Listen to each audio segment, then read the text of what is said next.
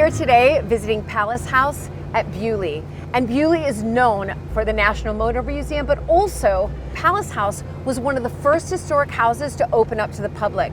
I'll also be visiting Lord Montague of Beaulieu because that's another branch of the Montague family. And I want to learn a little bit more about the fabric of the building, the history of his side of Montagues. I can't wait to get stuck in for a great day out.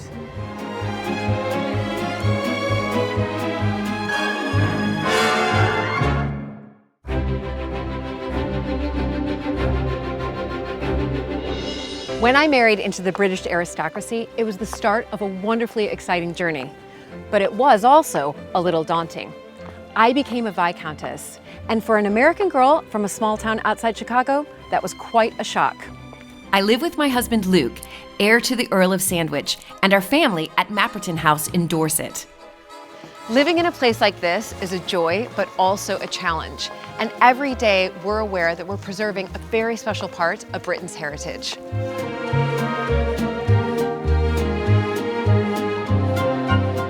Maritime has opened up an extraordinary new world for me, and I can't wait to share it with you all.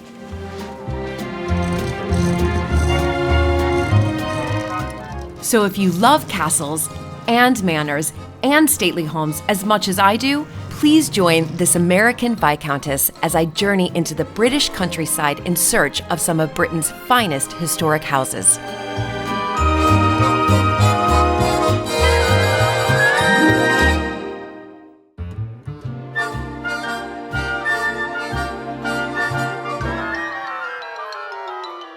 Well, what a splendid Hello. thing to arrive in. Hello.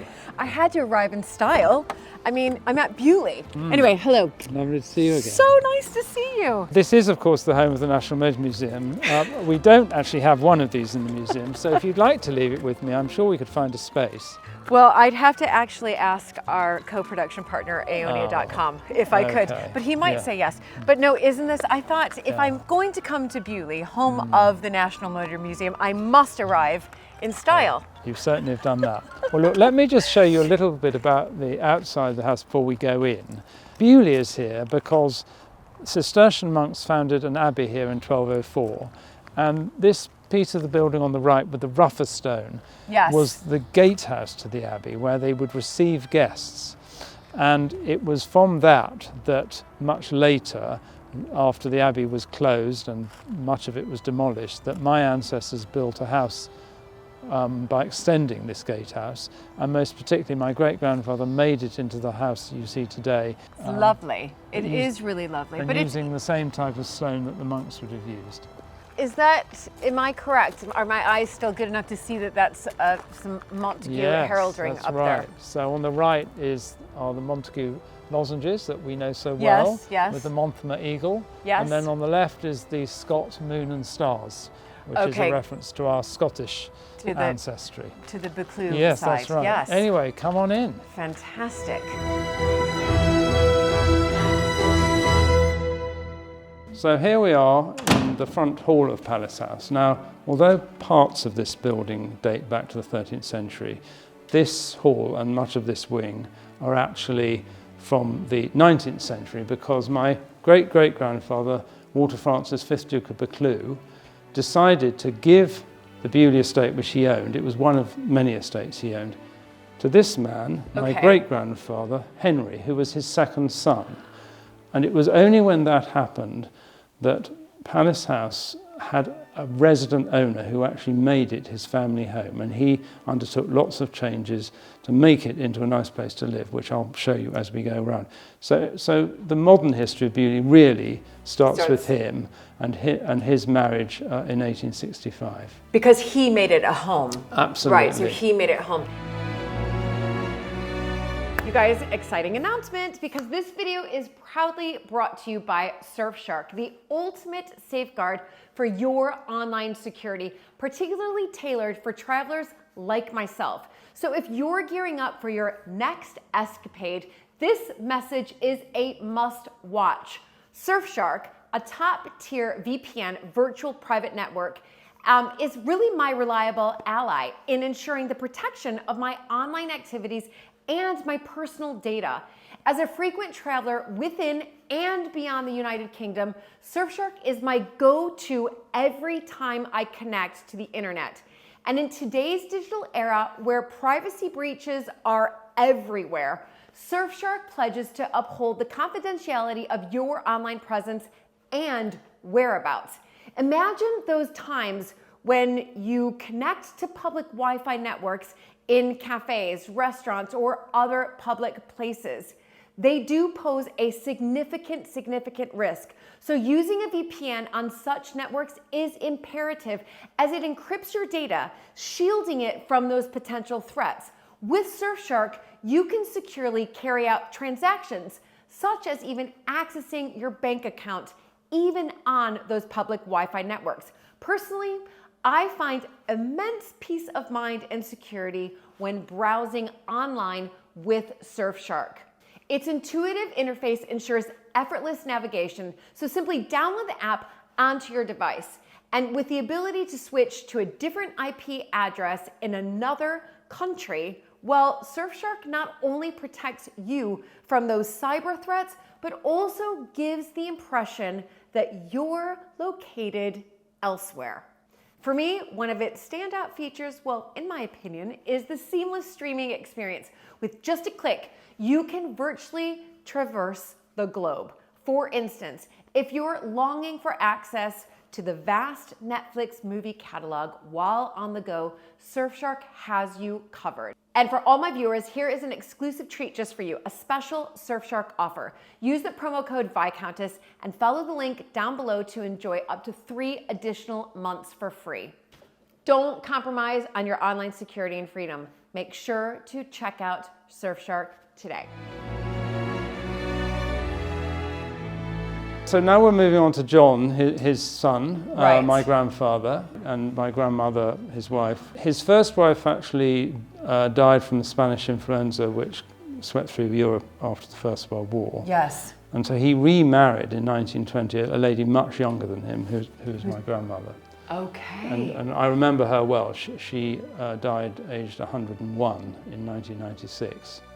Whereas he died in 1929, so it's a huge. So, yes. So he remarried younger, but then he didn't. So how long were they married before he passed away? Only 9 years. And in Right. that time, they had 4 children. So it's pretty good. Right. That is Including my pretty good. father. Including your father. Yeah. So when he died, how old was your father? Who was then? Only 2.5 years old, so my father never remembered him. But my grandmother kept the estate going through the years that followed until my father got to the age of 25. Oh my goodness. I love these female empowering women stories. Ralph's father, Edward, the 3rd Baron Montague of Beaulieu, was to build on his mother's legacy and transform the fortunes of Beaulieu. And the key to this transformation was his passion for cars. His interest in cars, would you say, came because from his father, Very much so, and yes. who he didn't know, and so in a Yes. sense that made that connection Yes, that it he did. never really had. And what I should explain is that John, my grandfather, was a great pioneer motorist in Britain, and as an MP, which he was before he inherited his barony from his father, he campaigned a lot in Parliament and in the House of Lords for motorists' rights. And Ralph's grandfather is credited for introducing the British royal family to motoring when he took the Prince of Wales, later King Edward VII, for a drive in his Daimler. In 1952, Beaulieu was one of the first historic homes to open their doors to the public. Ralph's father, Edward, paid tribute to his father by creating a display of veteran cars, the beginnings of the National Motor Museum. It all started in this room because Right. when he first opened the house to visitors in 1952, and he was not the first, but one of the first to do this, to open his historic house to the public. Believe it or not, he got 5 old cars into this room, and he did it as a tribute to his father. Really actually quite genius. You know, when I look at that date, 1952, It reminds me of the story that my father-in-law told me that, in 1953, they tried to open up Hinchingbrook to the public and sell tickets to the house, but that didn't work. Maybe had they put cars in, it might have still been in Well, the it works for family. some stately homes and not others. But obviously that's just one generation back. Let me take you through to the portrait gallery and show you where it all began, because the family ownership of Beaulieu actually goes back to 1538. So come on in here. Fantastic. Yeah. Beaulieu was a monastic estate until Henry VIII closed all the abbeys. Yes. And in 1538, this man, Thomas, 1st Earl of Southampton, negotiated to purchase Beaulieu and another estate called Titchfield from Henry VIII after the abbeys had been closed. And in fact, the stone from the abbey was then used for building castles along the coast here, because there is no stone in this area, so it was almost treated like a quarry. It was rather sad. This wonderful abbey building, partly for symbolic reasons it was demolished, but also because they actually wanted to reuse the stone elsewhere. So he then is responsible, though, for building what we see today? In part. In part. I mean, he adapted the Great Gatehouse into a hunting lodge. It was definitely not a main residence. The New Forest was a popular destination for hunting, and Beaulieu, was almost like, I suppose, a sort of holiday home, we might regard. His grandson, Henry III Earl, and if there's one person in history that I would love to meet, it's this man, because he is the only person to whom Shakespeare dedicated any of his works. Shakespeare dedicated Venus and Adonis and the late Rape of Lucrece to him as his benefactor. But did he inherit then? He did. He did. Yes. So he inherited Beaulieu. Yeah, it was not a main home. His main country residence was Titchfield, which is on the other side of the Southampton Water from here to the east. But it is possible that Shakespeare plays would have been performed either at Titchfield or maybe even here. Maybe even here. If only he kept a diary. Oh, right.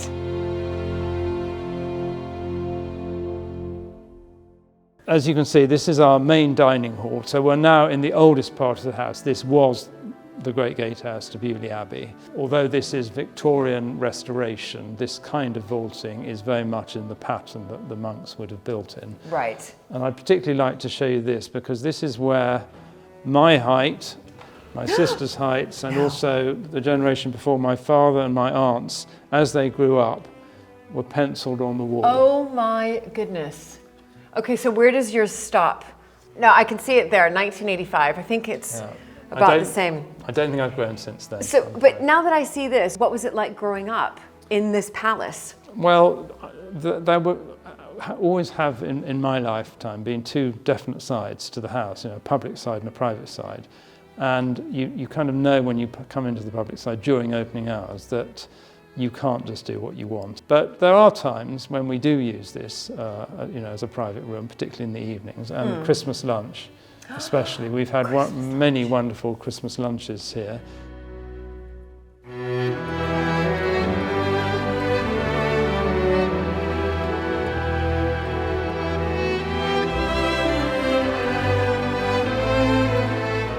It's wonderful for me to see that you do still use these rooms. Absolutely. I think that that's really important. I know that there's obviously what you were saying, that there's the private side and then there's the public side, but when we can, we use these. Yeah. It's the same thing at Maritime. There's about 6 rooms that are open to the public. And we get asked all the time, but do you still use those rooms? And we do, for Christmas or for Easter. You must. You must. And it's quite fun to leave a few remnants. I mean, when, at Christmas we fire those sort of, Poppers. little popper things, and some of the contents land in chandelier. Well, you just leave it there, because it's a reminder that the place is lived in. So now this is the other room that would have been part of the Great Gatehouse. And what you have to remember, that this was a thoroughfare. This bay window would have been open. Right. And there would have been a big wide corridor going all the way through and out to the other side. This fireplace, again, is an infill. And I think... So I would have gone underneath. Correct. Through the archway here, I see. But anyway, this fireplace, I think, is a splendid piece of Gothic Victorian. it's lovely. I mean, it is beautiful. What's nice is that all the changes that were made in the 1870s were very much done with an eye on history. And these, although it is Victorian stained glass, the coat of arms here commemorate benefactors of the Abbey and some of the abbots who presided over the Abbey. So it's referring back to history all the time. Perhaps we should go and look upstairs now. Yeah, absolutely. Oh, sorry, it got stuck. It's to keep the intruders out. Yeah. They built them well. The Beaulieu estate, with its monastic roots, maritime history, and National Motor Museum, has so much to offer visitors. But at its heart, Beaulieu has always been a family home. Now, I really want to show you a very favourite room of mine, the library. Not so much because of the books, but because this was my father's cosy room. You know, many happy memories of just playing here throughout the year. There is my father, probably painted before he was married. You know, he'd be in his early 20s there. Beautiful. And looking restless, which he always was.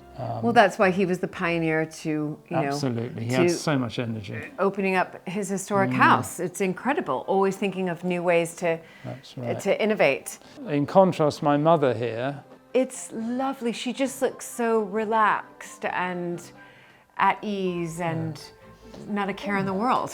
well, let me tell you, in that chair you had to be relaxed because you couldn't sit up in it. Visitors didn't see this until after my father died, and I still have the option to close it off when I want to use it, but I very much left it as it was, and I really don't want to make major changes here because I just think it's lovely as it is. I must show you this, because had I brought you in here blindfold and spun you around a couple of times, you might have said, well, how do I get out? So these are all false books. It's wonderful. None of these are serious titles. It's absolutely brilliant. But don't try to pull them out. No, I was tempted. Then I remembered it was a door.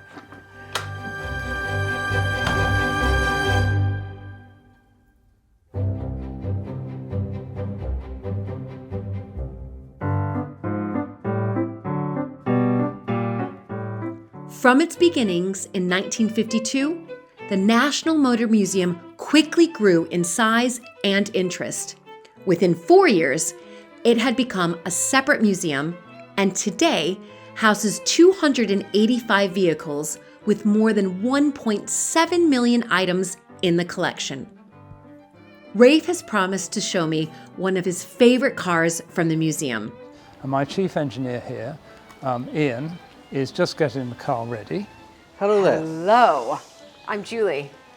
Ian, pleased to meet you. Nice to meet you, Ian. Oh my gosh, what a beauty. So this is very special to us because unlike any other car in the museum, this has been at Beaulieu for nearly all its life, since 1913. It's a 1903 car. This model of car was very popular in the 1900s. It's a French de Dion-Bouton, 6 horsepower, 1-cylinder car. And we acquired it from a tenant in 1913. Right. It then, in the 1920s and 30s, got used by the estate electrician because we had our own power station in those days, and he had to do the rounds of the estate. So he used this as his works vehicle. And then when my father inherited the estate, this was the only car that came with it. And so this was the first car to become what became the Montague Motor Museum and later the National Motor Museum. That's right. But all the family have done the London to Brighton run in this and completed it, most of us, if not all of us. All of you have. Really? So it's a very special car to us. So can you explain to me and everybody else who's watching, what is the Brighton to London run? Basically, it was originally called the Emancipation Run. So in 1896, the first run was initiated, and it's basically tearing up of the red flag where prior to 1896 you had to have a man with a red flag walking in front of your vehicle. But in 1896, that was repealed. You tore up the red flag, and then you could drive at any speed you wanted down the road. Oh, I didn't know that. So the first one was 1896. It was the emancipation of drivers. Yeah. So then came the Brighton to London. London to Brighton. London to Brighton yeah. to celebrate this? Or? Yeah, it's an annual thing that's happened ever since, basically, apart from the war years. So, okay. And who can sign up for it? Do you have to have a historic car? You have to have a car built up in, 1904 and prior, basically. So this just gets in. No. Yeah. Yeah. No older cars. Okay, so how no newer cars. Yeah. Right, so 1904 or before, yeah. you can do London to Brighton, the run. And this has been happening every year apart from pandemic years of war. How fast does this car go? I think flat out we're looking about 30 to 35 mile an hour, but it's quite comfortable at 30. Okay. So 25 to 30. I have to say, that's faster than I thought you were going to say. Yeah, it's only a little engine. Come and have a look under Yes, the bonnet. I'd Ian's love been to. getting it ready. Oh, it's So beautiful. That is the one cylinder block. Oh my goodness.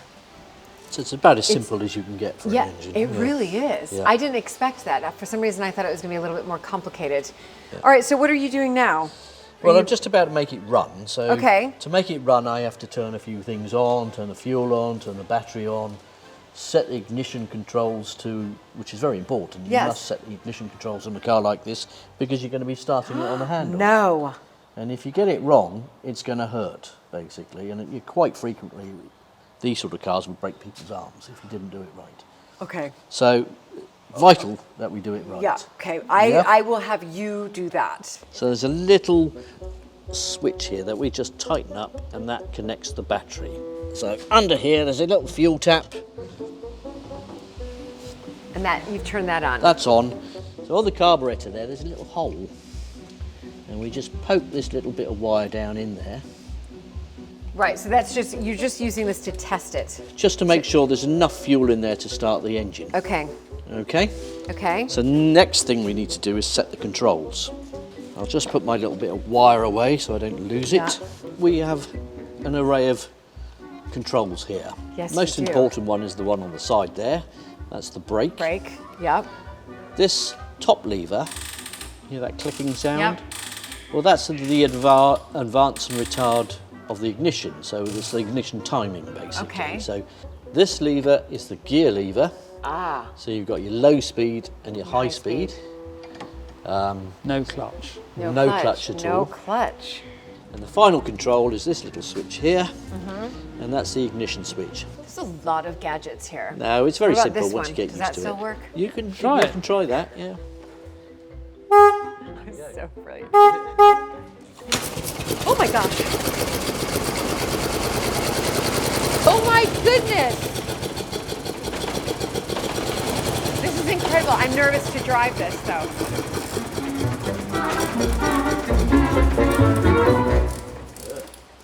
Oh. It was going so well. Oh dear. Maybe the car is nervous of me driving it too. It stopped before we even started.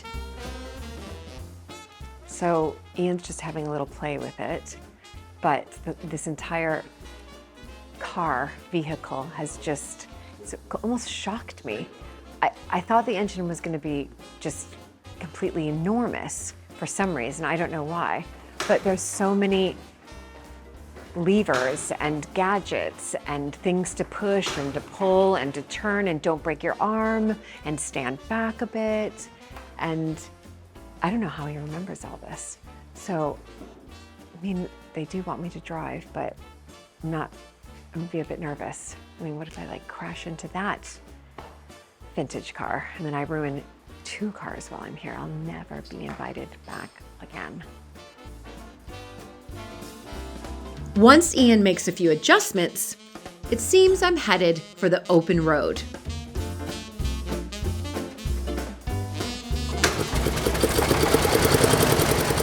First though, a much needed lesson. See, you just gently push it. So I don't even touch that? No. So I just keep it on the parking brake Or not. Well, you can. No, you may need the throttle. See, There's no pedals. I'm just gently pulling this forward. You see, I mean, you've got plenty of revs. You see. I gotta breathe through this and like get some courage here, that I'm not gonna mess this up. You'll be fine.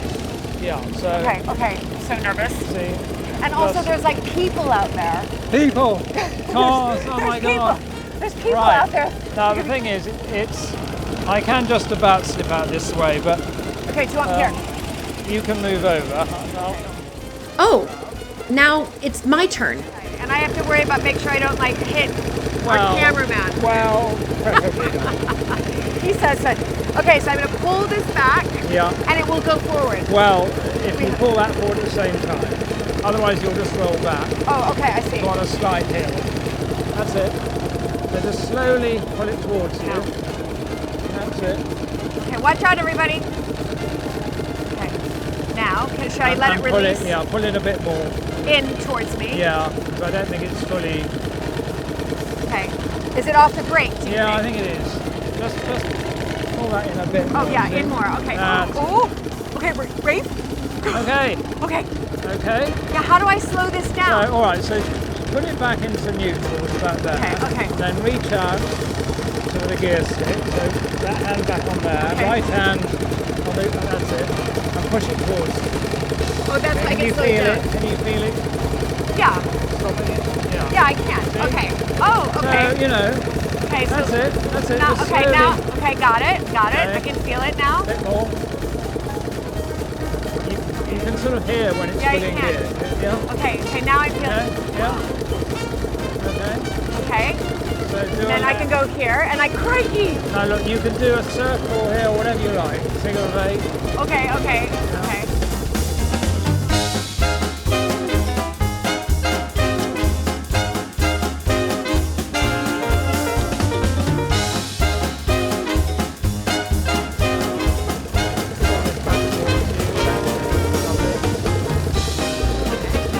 Great. Oh my goodness. Put it right. Yeah. I think we really need a longer straight to get into high gear. Yeah. I don't want to go into high gear. I'll have you keep it in high gear. Now what do I do? Right? Well, you can carry on. We'll do it We'll go hit straight. Yeah, why not? Okay, she's telling me to stop. Ooh. No, you didn't do anything No, I wrong didn't do there. anything. Okay. I don't know what happened there. Luckily, Victoria wanted us to stop, so that's... That was not planned. That's called conking out. But you just keep it going on gravity and we'll get back to the workshop. So if necessary, I will get out and push. I'll... But we're still moving. I'm happy to push with you. No, it's all right. You won't need a lot of pushing. It's nice to feel the wind going through your hair. So, how was that for me? I mean, I was nervous. It's nervous because it's so different. It's like you have to work your left brain and your right brain, and your hand brake here, and then get it into neutral here, and then you've got to turn the wheel at the same time, and then you don't want to stall it, which I did. That's why. No, she didn't. I mean, well, it stalled itself. It stalled itself. It wasn't your fault. Oh my goodness. Lovely and quiet now, isn't it? Just like an electric car. It is. It's like an electric car. That's exactly right. That's what our roads are going to sound like soon. Quiet. Back to the safety of the workshop.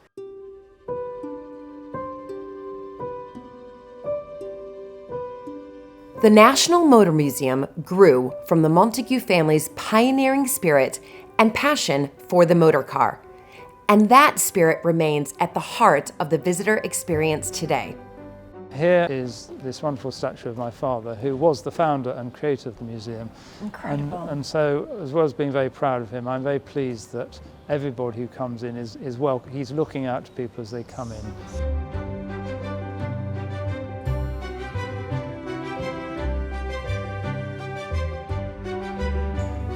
So here we are at the National Motor Museum. And what we have in the entrance hall here is a quick cross-section of British motoring history, really, starting with the very earliest vehicles, going around clockwise to something from today. Right, okay. But one of our star exhibits has for many years been this 1909 Rolls-Royce Silver Ghost. And I'd particularly like to tell you the story of the mascot. Yes. Now, you would have seen this mascot on other Rolls-Royces. Of course. Although on more modern Rolls-Royces, she's a lot smaller. Yes. Now, this mascot was created by a sculptor called Charles Sykes at the suggestion of my grandfather, because before 1911, owners were putting their own mascots on their cars, including Rolls-Royces, and Rolls-Royce felt that some of them weren't really appropriate and dignified for their products. So my grandfather said, look, why don't you commission your own official mascot? And his secretary, who was also his mistress, modelled for Charles Sykes. And so we know that actually the model for this was a lady called Eleanor Thornton. No. And of course Your grandfather's mistress. Correct. And so she, as you know, has now adorned tens of thousands of Rolls-Royces around the world. What an incredible story. Once restored, this car was on every postcard, every brochure, calendars, biscuit tin lids, you name it. Right. And it's become a very famous car as a result. Yeah, no, and so people do, I mean, obviously they come to the National Motor Museum to, as you say, to see the whole story of evolving British, of, that's right. of motoring, if you like, but this is what Yeah. people come to see. And, you know, you could just stare at this all day. It's such a beauty. It's and a of course, real any beauty. car from this era is hand painted. I mean, they didn't have spray painting, and all this lining is done by hand, and the crest all is all done by hand. From its beginnings in the 1950s, the National Motor Museum showcased the exceptional innovations and development of the motor car. So now we're coming into the section that shows the earliest cars, and what these illustrate is how the combination that we accept today of four wheels, drive in front, round steering wheel, is not something that was immediately arrived at. And there were two different schools of construction. One was based on the bicycle and using a frame and not necessarily four wheels. And the other was the carriage, which was obviously a much heavier thing. So you can see, you know, something like this Pennington autocar is very much based on bicycle engineering, whereas this Columbia Electric, which is an American, early electric American car, you can see clearly, it you know, almost looks as if it's ready to be pulled by a horse or two. Incredible, 1901 USA. So, you know, the electric car is not a new thing. And I was about to say, it's funny how we're kind of going, you know, full circle. Absolutely full circle. And certainly these two cars are both regulars in the London-Brighton Run. This is really my car of choice because she's such a good performer and will easily outrun the Dion which you were driving. Right, and four-seater, I see that, so quite... Yeah. And here is our, four-seater. Yeah. Here's our other Dion, a year later than the one you've driven, and this is a four-seater. But let me tell you, if you had four people in it, you'd struggle to get up the hills. Right. Look, you've got a Cadillac. Yeah, another American car. Cadillac were very proud of the fact that their parts were interchangeable, which wasn't always the case with early cars. And they would have a sales promotion where they would take two cars, take them apart, muddle up the parts and put them back together again to prove that their parts were interchangeable. Well, I'd like to show you this because I think you've seen the film Chitty, Chitty, Bang, Bang. Yes. And the car driven by Truly Scrumptious is this car. It's a 1909 Humber. No.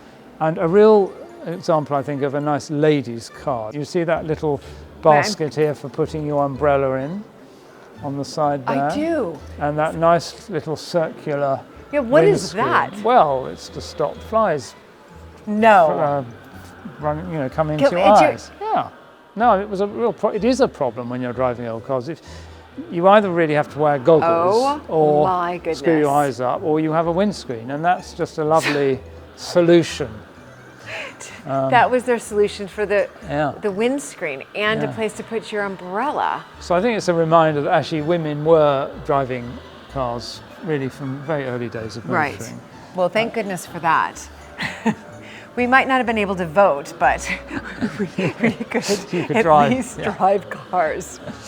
And we're just passing Chitty, Chitty, Bang, Bang, a car created for the film. So in a sense, it's not an authentic veteran car, but so much a part of our growing up, seeing the film. This was created for the film? It This is the was. one?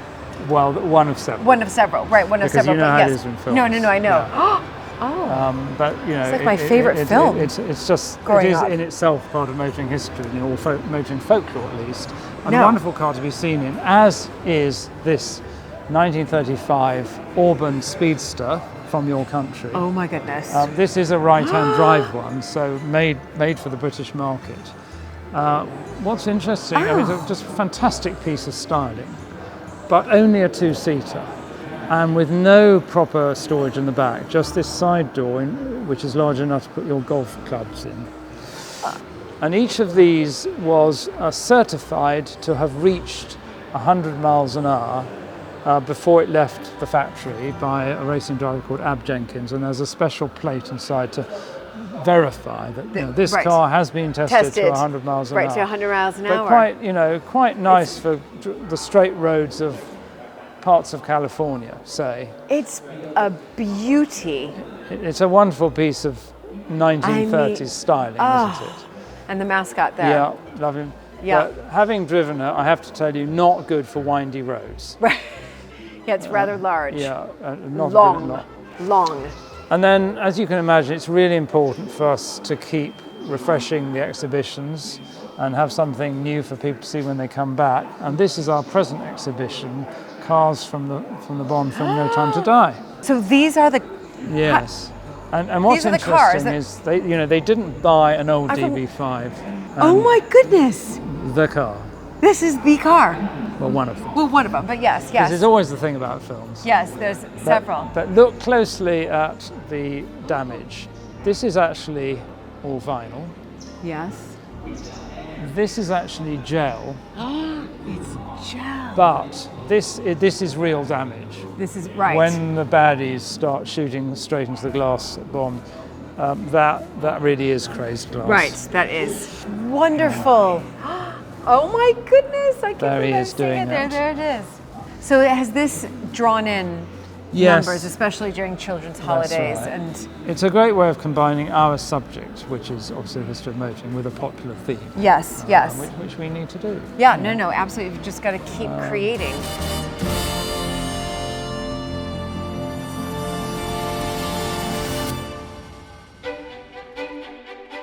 So, as you know, Beaulieu is here because King John granted some land to Cistercian monks in 1204 and founded an abbey. This is what remains, because Palace House, of course, was not built over the top of the old abbey, but around the gatehouse.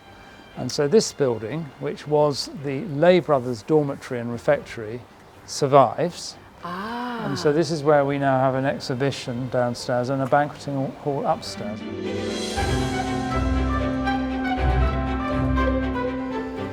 So this is another exhibition space for people to come through and see, is that right? That's right, and this is just worth looking at because this model shows just how extensive the buildings of this abbey complex were in this building. Okay, so this survived. This survived, and this building survives, which is now the parish church of Beaulieu. But all of the rest was just pretty well destroyed.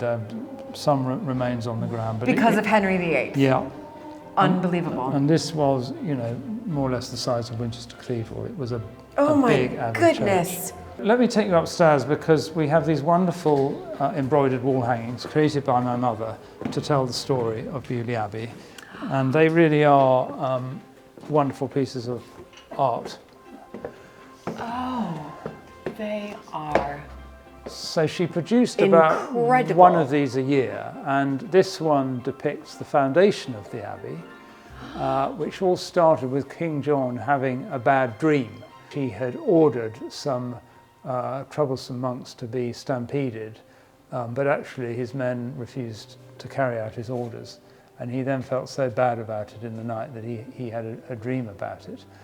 And so here you see King John being, in his dream, beaten by the abbots who he had regarded as his enemy. And then he suddenly, it would seem, realised the error of his ways and then granted this land here to monks from Citeaux in France, Cistercian monks, to found an abbey. And we use this for weddings and dinners and receptions.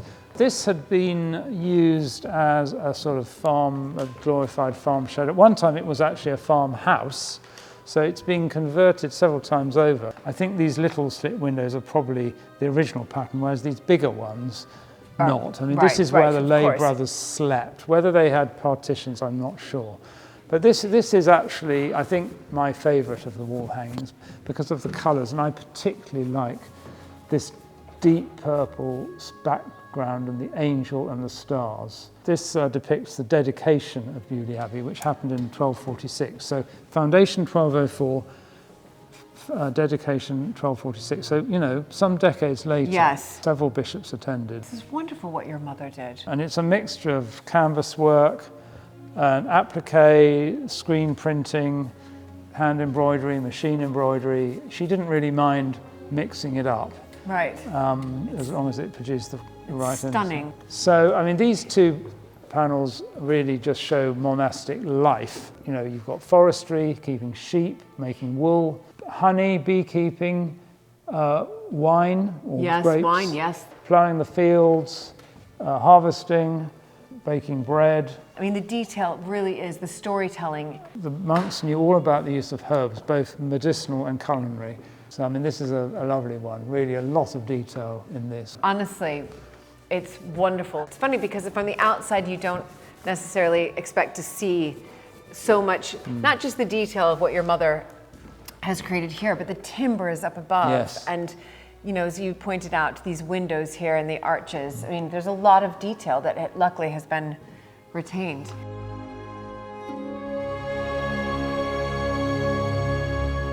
This recalls the closure of the abbey and the dissolution. Oh. And here is Henry VIII granting the ownership, or selling the ownership, to Thomas Risley, my ancestor, the first Earl of Southampton.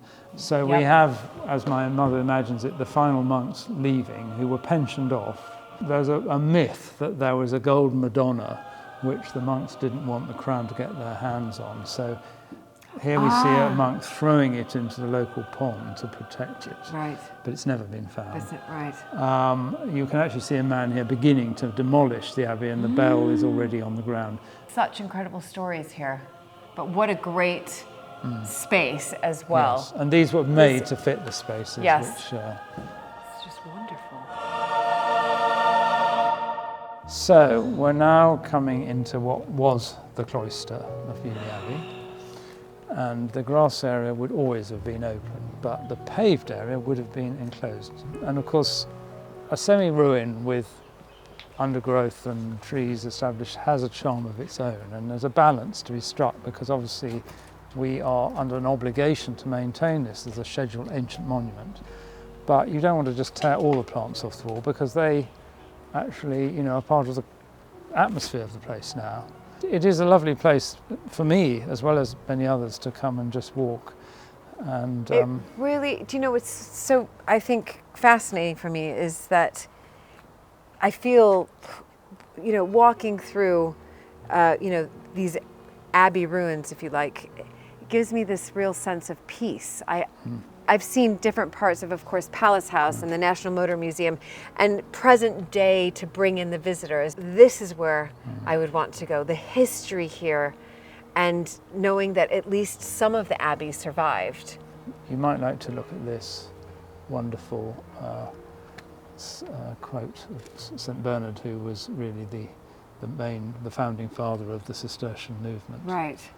So it says, "It is good for us to be in this place, for here a man lives more worthily, falls from grace more rarely, rises more swiftly, walks more carefully, rests more peacefully, dies more happily, is absolved more speedily, is rewarded more bountifully."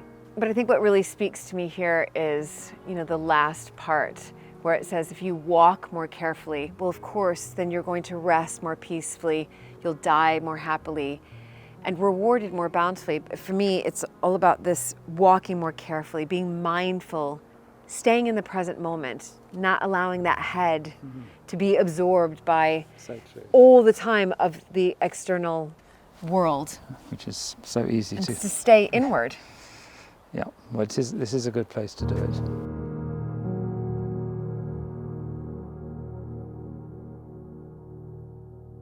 Okay, so we're now coming into what would have been the Abbey Church, which was the size of a cathedral. And the choir monks would have actually worshipped at this end, possibly behind a screen, with the laity down at the west end. So this box hedge with the cross represents roughly the position of the high altar. But Okay. actually behind it would have been a series of radial chapels. Yes. I'm trying to envision it now. It's the vertical dimension where you really have to use your imagination, Yes. but it was a big building. And these piles of rubble here indicate where the columns were all the way down that would have held the roof up. Fantastic. So, right. Oh my goodness. big. It is And you can vast. see over to what All would have the been the west columns. door. Yeah, and this wall is all now that survives. Apart from these steps, so Right. these are called the night steps because the choir monks who slept up here had to sing offices in the middle of the night. So they had the night stairs, so they had direct access into the Abbey Church from their sleeping quarters. And then here's the high altar. Yes, and we do occasionally have outdoor worship here. For the 800th anniversary of the founding of the Abbey in 2004, some of the monks from Mount St Bernard, which is the remaining Cistercian abbey in England that's active, It's active. some of them came here and participated in a special service. Wonderful. You know, it's a real sadness that It is. I mean, it's an awful piece of destruction, and Yes. yet somehow the passing of time and the establishment of nature, where man has done his worst, does actually have a healing quality in itself. And as we said, there's somehow imprinted here, I think, the spiritual quality of the Yeah. place. no, I couldn't agree more. Beautiful.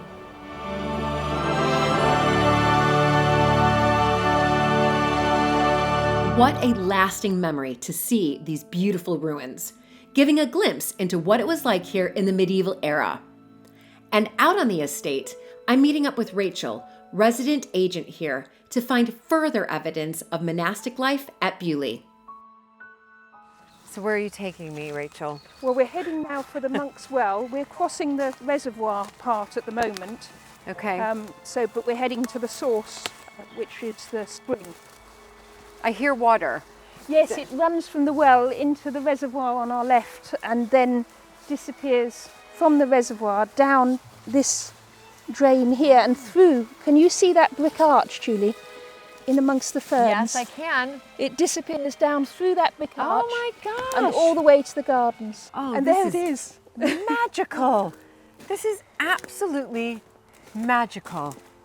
It's like finding some sort of mystic grove, isn't it?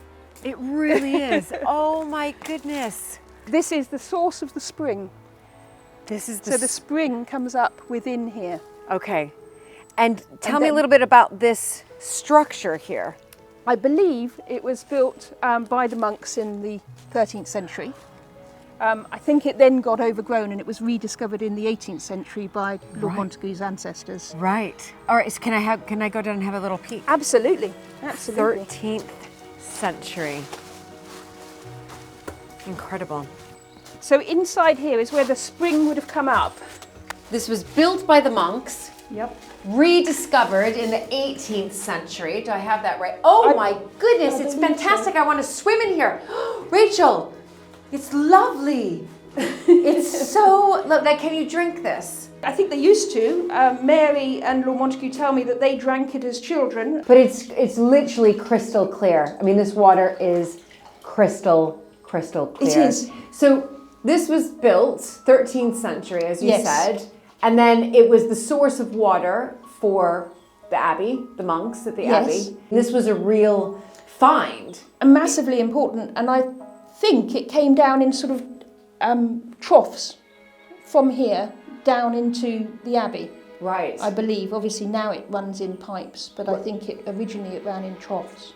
How wonderful. And is this used at all, this water used at all anymore for Yes, any part absolutely. of the estate? We use it for watering all the gardens, and in fact it supplies the fountains in the ornamental gardens, the Victorian vegetable garden and the Victorian flower garden. Fantastic. What a wonderful treasure, really, for me to come and see.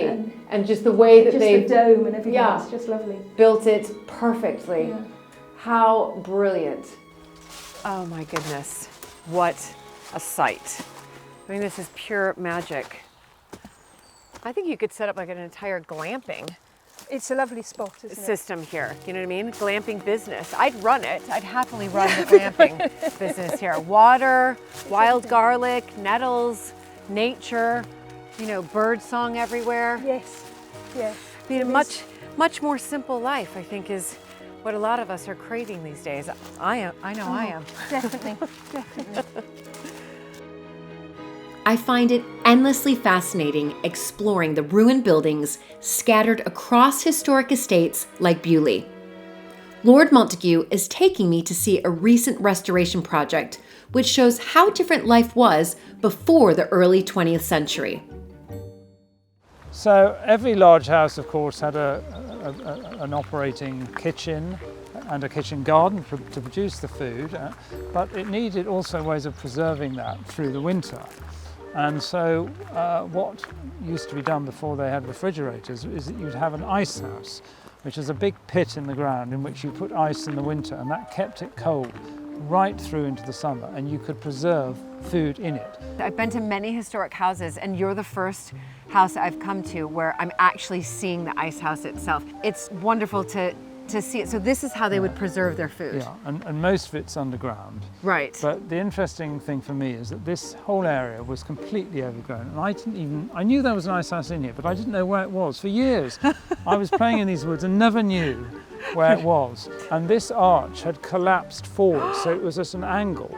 And our local contractor managed to get his digger grab underneath it and dig it out. No. And push it back up. Oh my goodness! So if you look inside, you can see it goes This down is quite incredible! low. In there, in the winter, Yes. ice would be brought in from the local pond. So ice made from fresh water. And this would be filled up, and then there would be, I think, straw put on top, and then the food would be added for preservation. And then they would gradually take ice out to bring to the kitchen when it was required, if the cook was making ice cream or something that needed cooling. Oh my goodness, this is incredible. So you didn't know that this was here as a boy? Well, I never discovered it. I kind of heard that there used to be an ice house somewhere in this area. So when we think about ice houses, when do we think that they actually just stopped functioning? I mean, obviously... I would guess probably at the start of the First World War, because there wasn't the labour to carry the ice. It would have been a big operation to bring the ice in, and probably after the First World War there were probably early refrigerators. Yeah, there were early refrigerators. How fascinating. There's quite a useful picture here to sort of illustrate how the ice was put in. Wonderful. I mean, what a treat. But imagine if you were the cook and you wanted something out of the freezer, you'd have to send a boy up here to go and get it. I mean, it would be a half an hour's operation. It certainly would. Or maid. Well, that is one invention I think we both can be very grateful for, is the refrigerator. Indeed. And the freezer.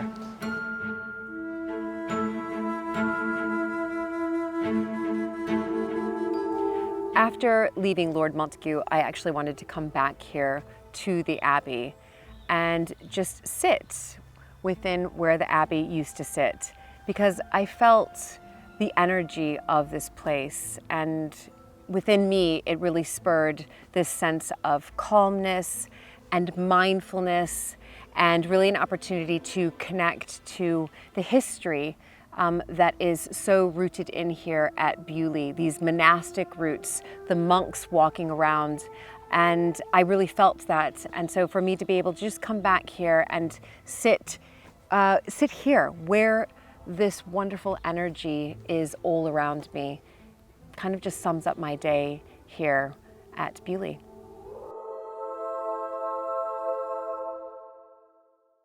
I'm here at Buckler's Hard, which is part of the Beaulieu estate, and it's filled with maritime history.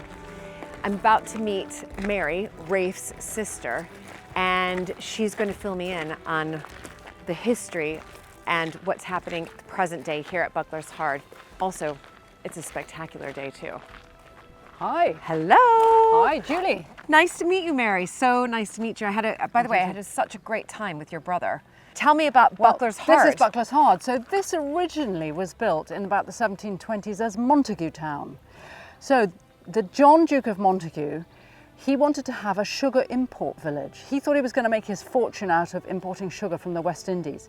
So he created this model town to be known as Montague Town, and these 2 rows of cottages were the first part of the development in the 1720s. Okay. And this then turned into a shipbuilding village, an industrial site for building ships from about 1740 right through to after the Napoleonic Wars in about 1920. And 50 ships were built on contract for the Royal Navy. Right, so this is really where they were important. built. Really, Right. really important. Right. And this was a thriving shipyard. You would have had, at the height of it, maybe 2 ships there on the slipways down on the river there. Big gunships. These were warships built here out of timber from the Beaulieu estate and from the surrounding New Forest timbers, because that's Yes. all the preserves of the Royal Yes. Navy.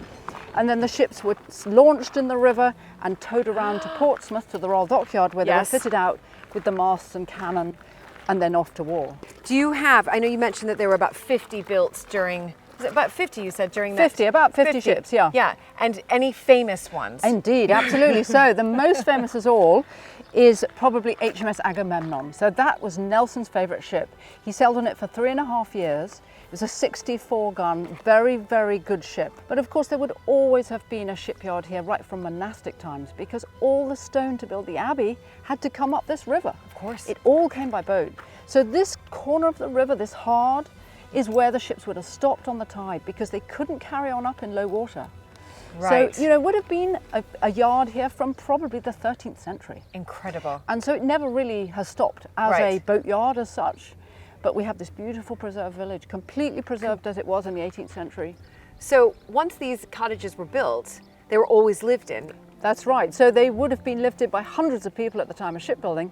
But even today, there are lots of local residents living in these cottages. So you are very involved here. I am maritime. That's right, you are Maritime. So, yeah, I am maritime. So I do all the maritime stuff in the family. So Right. I've always loved the sea, sailing, anything to do with water. So from a very early age, that's been my thing, and that's my passion. And that's your passion. Absolutely. It's fantastic. Yeah. No, I can hear it here as you speak, and I understand that my 17-year-old has Yeah. decided to sail with you. Very exciting. It's going to be good. Which is very exciting. I mean, I have to ask because, our side of the family, of course, has that maritime history as well with the Earl of Absolutely, Sandwich. of course. And my children have grown up sailing as well. So it's really nice to meet another member of the Montague family so passionate about sailing and the water as much as my children are. Now, Yeah, listen, yeah. I'm the American. I didn't grow up sailing. Yeah. But they have this wonderful passion, just like you do, and they love being on the water. Maybe it is that Montague. Maybe it is. Who knows? I mean, it's very infectious. Okay, so where are we heading to now? Well, do you want to go in and see the chapel here where I got married? Oh, So perhaps we can show you that? yeah. So this chapel is just 1 room wide, and as you'll see, it's very beautiful. And I got married here with 20 people in the room, and it's very special to me. My kids were christened here, and it's used every week by the Beaulieu parish, so we still have services here. Although it's privately owned by the Montague family, it's an active chapel. Right, it's an active chapel. Yeah. Can I just ask though, how did you decide what 20 to choose? Well, now, of course, that was really hard. We did have another 400 people out there having some sort of huge street festival. Right. But actually, yes, no, that was quite good because you could just cut it down to 20. Right. 20 very special people. How wonderful. This altar frontal is by my mother. It's another of her very lovely embroideries. So this talented. has got the names of the ships around. You see Agamemnon, Indefatigable, Euryalus, Beauty, And also, what's amazing is that underneath this place here, about 7 years ago, we had some subsidence in the building, and we had to lift the floor, and we found underneath a smuggler's cellar. And that's right under the altar. You can see it through the glass plate. When we took the floor up, we found this brick cellar underneath. No. And loads of brandy bottles and clay pipes and all sorts of things showing the history of this over the last 200 years. Right. 300 years, yeah. The long tradition of shipbuilding here at Buckler's Hard has been recognized in a recently completed project which Mary masterminded.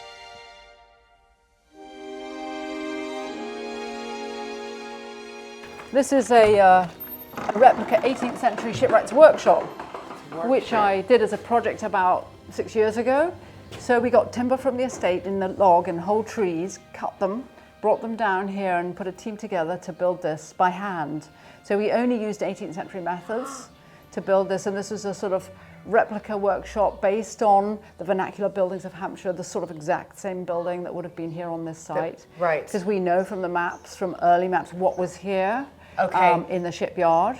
And you can see it in the model up in the museum, all the different buildings that were in the shipyard. Right. So there were many more buildings. Many more so buildings. does that mean many more projects for you to come? Indeed, you're absolutely right. So I'd really like to build a forge next. All right. Because of course ships need a lot of iron. They have lots of rivets. Yes. And so there was a forge just on the bank up there, and that's the next thing I'd really like to do, is to build another building. When I look around, I mean, this is meticulously done. I mean, it's so spectacular and beautiful. Yeah, it's beautiful because it's handmade, you know, it's made by people's hands. We didn't use any machine tools, so it just looks lovely. It's the craftsman. It's craft, yeah. That's what it is. It's the craft that we take for granted now and have forgotten about. It's this lost craft, and you've obviously brought it back to life. I have the dream. The dream is that I can recreate what the shipbuilding would have looked like by actually taking back one of the slipways and maybe laying a keel of a ship, maybe the Agamemnon. Not building a ship, but we just want to put it so it looks like a ship is being built. But it would bring the thing alive, and that's my dream. Yeah.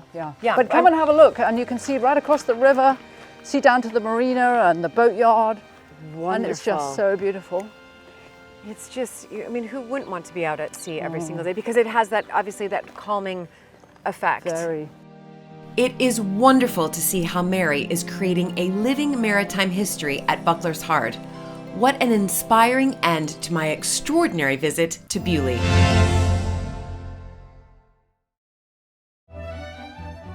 Cerne Abbey in Dorset is a historic house with monastic roots dating back 1,000 years. For the past 50 years, it's been the home of the Fulford Dobson family. During my visit, I'll hear about the rich history and some royal visitors. The Prince of Wales, who's now the king, who then... that was very funny, yes, the seeing Prince the of village Wales activity. came. We had him here. Plus, I'll join Barbara in her studio. Now, tell me just a little bit about this painting here. It's... I walked in and I loved it.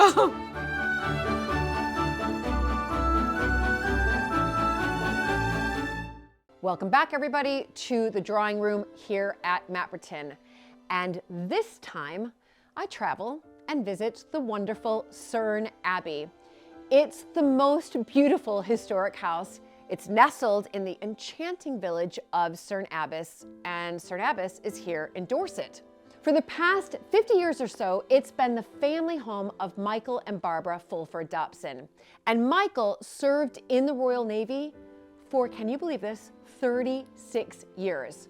And Barbara is just a brilliant artist.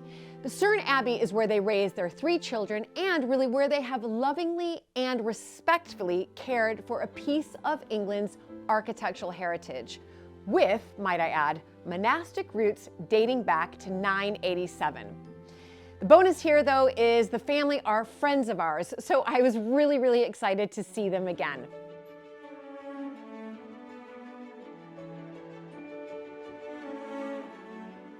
Heading to see Jessica and her wonderful parents.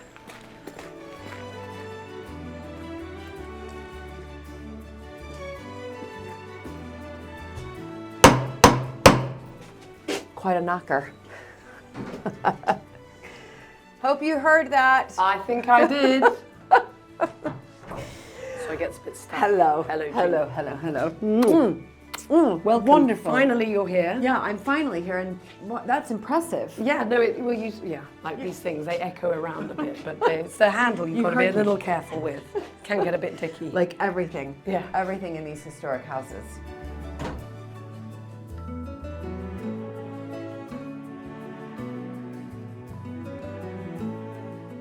Once inside, I headed into the warmth of the kitchen where Michael and Barbara had a wonderful coffee waiting for me.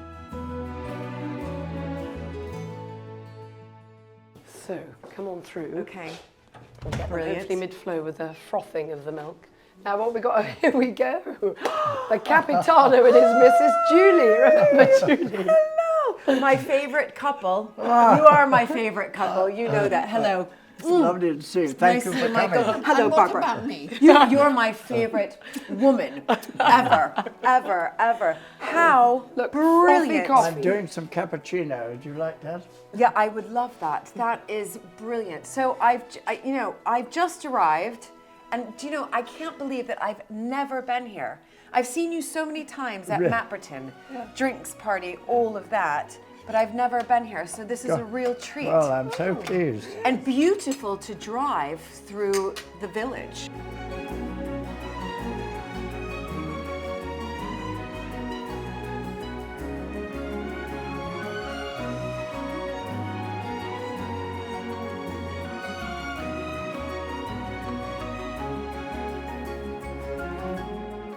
Thank you very much. I'm ready to pour. Stand by. But boring. Might I add that you're also the best dressed couple? I'll get out of the way. Yes, you are. So You haven't seen the rest yet.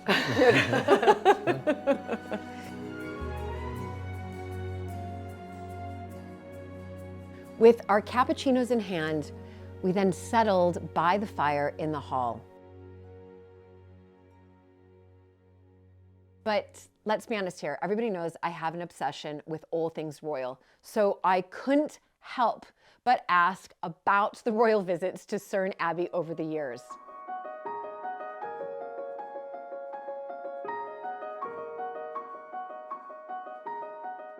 When I walked up the path there, I saw several royal visits, including a prime minister. So Winston Churchill has been here, the Queen Mother has been here. The Prince of Wales, who's now the king, who then... That was very funny, Yes, the seeing Prince the of village Wales activity. came. We had him here. In fact, there's a picture of him over there. Right. Taken here, which was lovely. And we've also had the Wessexes. You have the Wessexes. They came for lunch one day. Why did, now King Charles III come here? Because I was Lord Lieutenant at the time. Right. And he came to Cerne Abbey to do something in one of the houses here. And he needed to be entertained in between venues. Right. And so he came to us, sat in the drawing room and Powdered his nose when he wanted to. had his cappuccino. Well, you do make a very good cappuccino, so I'm sure he thoroughly enjoyed that. Yes. But also Dad, we are trying to get him to write his memoirs, which he gets a bit shy about, but you were from flag lieutenant to Lord Lieutenant. So he gets a bit shy thinking, oh, I can't write. But I think, I always find it very interesting. And recently they went, I don't know how one puts it when you're invited to someone's funeral, but the Queen's committal we service. were invited to the interment service in Windsor. Right. Which is obviously quite a unique thing to be. But that arose because I'm what's called a gentleman usher. And the Queen has got, or the King now, 10 people who are 4 from the Army, 3 from the Navy, 3 from the Royal Air Force. And they are the catalyst that acts between the royals and the public. Right. So, for example, at a royal garden party, every member of the royal family has one of us with them. Oh my So goodness. look after them and produce people to be introduced and that sort of thing. In the Queen's Lane, there are 4 of us, Right. and the others have just one. Right. We do all sorts of other things. For example, I was in charge of all the bridesmaids and the pages at the York wedding, Of all the things to be. which was quite... Right. And then I suppose, going from one extreme to the other, Princess Diana's funeral as well. You attended that, yes. didn't you? Did you? All that, yes. I mean, because that must have been extraordinary. Because we were all down in the country when that happened, but it's... Right. Yes, my job then was to load the royal family at Buckingham Palace and send them off to Westminster. For the funeral of Princess Diana. For the funeral, Right. yes. Right. No, they were extraordinary occasions to be involved in, as you can imagine. Of course. But I find, looking back on it, I've served the Queen 3 times. First for 36 years in the Navy. I was the day I retired from the Navy, I got home here and there was a rather interesting letter in a rather good quality envelope awaiting me. And it was from Lord Airlie, who was the Lord Chamberlain at the time. And in it he said, if you feel you'd like to do some duties in the royal household, will you come and see me? Well, I was on the next train up to London and I went and saw him and he said, you know, the idea is that you'll become one of the gentlemen ushers. So anyway, that was my second time of serving him. And then, of course, I served as Lord Lieutenant here in Dorset. Yes. So I've had a good innings one way or another. You certainly have.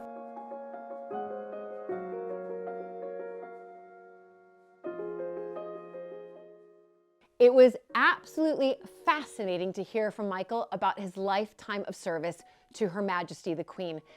And I felt really privileged and honored when he offered to show me some of the medals that he had been awarded.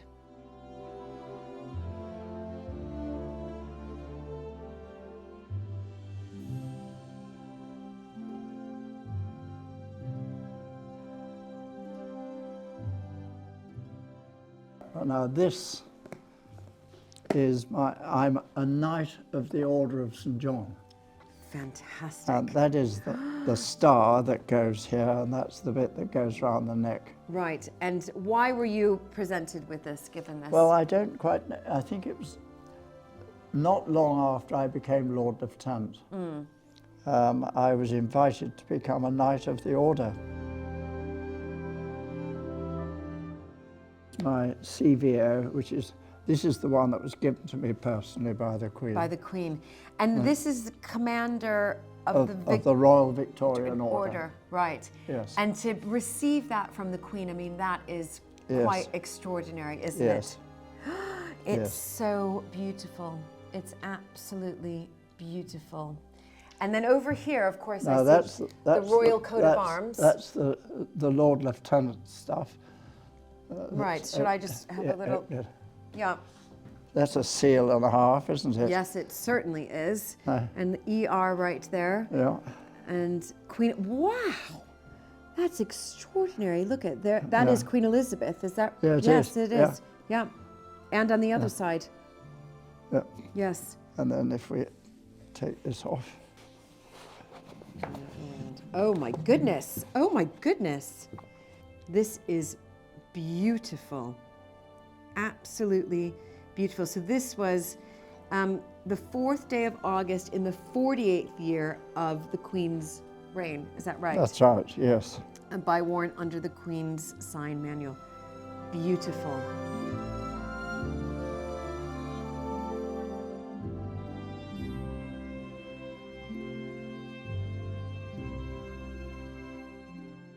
As with so many of the historic homes that I visit around the UK, each owner really does make their mark. And there's one room at Cerne Abbey which really does speak of Barbara and Michael's life together.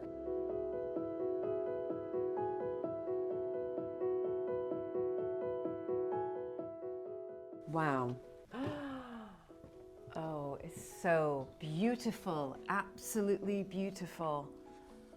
Oh my goodness, how lovely. Now these are all Barbara's pictures, including the self-portrait. The self-portrait is, I mean, it is beautiful. These are, and that's her mother. That's her mother.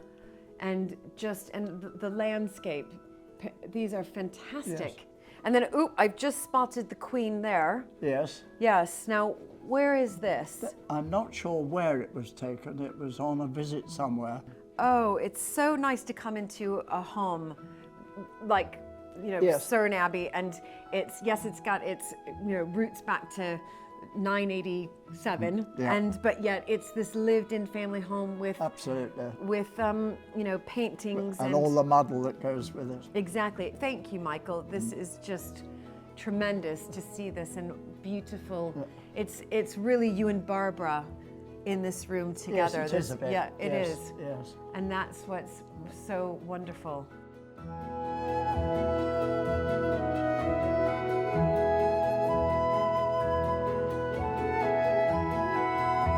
All around the house, Barbara's artistic vision is plain to see. It's everywhere, and her work is stunning.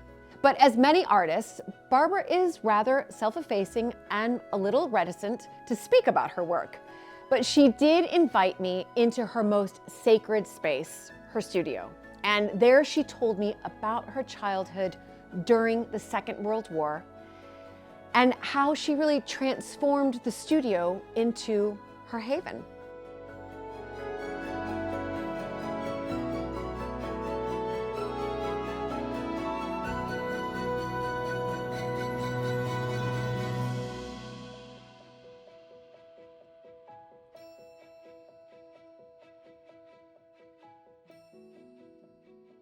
So Barbara, Yes. I've just walked into your studio, yeah. having just left beautiful, Cerne Abbey, and with all of its historic elements. But then I come in here and I feel that this is your space. Yes. You've created this space.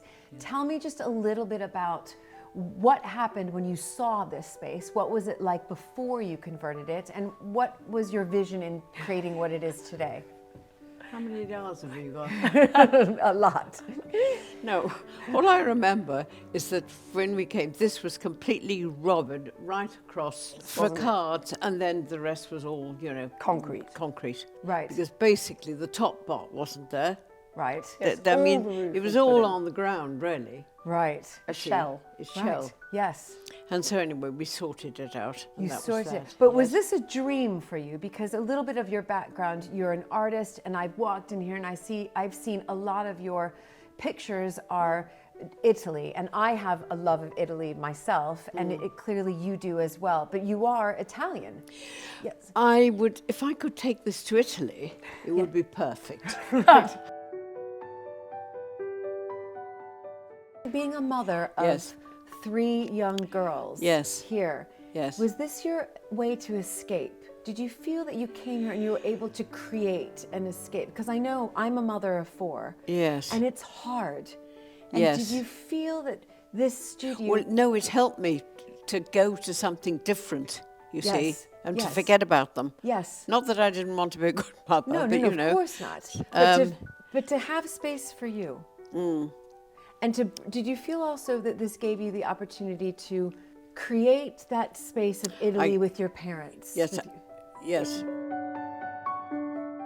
So Barbara, now tell me just a little bit about this painting here. It's I walked in and I loved it because do you know what it reminded? Because you'd never had a thing like it. Because it reminded me of me, a mother of 4 Really? with children. So tell me about this. It's a work of art. Well, I was not feeling in a very good form, I can tell you that much. And the children, you know, she was whining for food, and here was all the things that I hadn't made money for, you know, and bills, I I owed see it. the I bills, owed it. I owed it all that. She hadn't eaten for some time. I'd got my thing there, and all he could do was say, "Just leave me alone, leave me alone." It's the child going, "Oh, mummy, I haven't had anything to eat, and look, it's only 9 o'clock. Oh, will you just have to wait?" You see? Yes. That's it. Your art is magnificent. Oh my goodness! I mean, it's a pity you didn't 10 years ago or something. But it is. And would you say that out of all of your pieces, What is, for you, what is your most special? Oh, For you. I think almost that really, because it was it meant so many children or men or women would have had that feeling. But I have to tell you, nobody could have done anything like I could when I started that. Nothing, because I remember my mother saying, well, just get a piece of paper and do it. And I go, oh, piece of paper and things. And it was quite extraordinary. She said, I'm not going to help you. She said, but I'm going to say things that you should try and do. She said, and then I might sort of think. And if she hadn't done that, I would never have touched it. Never. No. Because I never thought that I could. Nobody had ever said So your anything. mother encouraged you yes. to become the artist that you are today? Well, yeah, well, yes. Well, yes. Well, or I got sort of that, yeah. Yes. She was having bombs dropping off her over and thing. We were in the middle of it. Yes, at incredible. The same time, but yet she's encouraging her daughter, you, yes. to become... Well, she said, if you get something like that, it'll be something that you can have for your life and you'll never regret it. Oh, that's Which what your I mother suppose is true, because that brings basically... tears to my eyes. But because... no. But she was a lovely mother, wasn't she? Aren't we lucky with our lovely mummy? So yes. That's yes, she but was. that is lovely. Yeah, but she's dead, unfortunately. I know. She's probably in a better place. I hope so.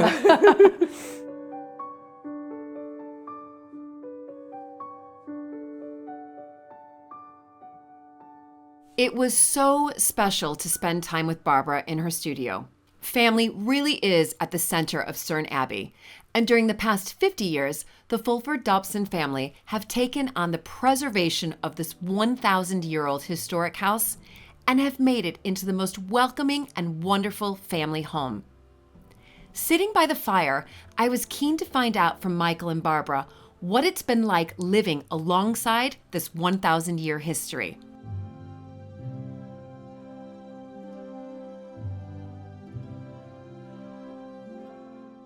I just would like to know a little bit more of the history. Of course, foundations 987.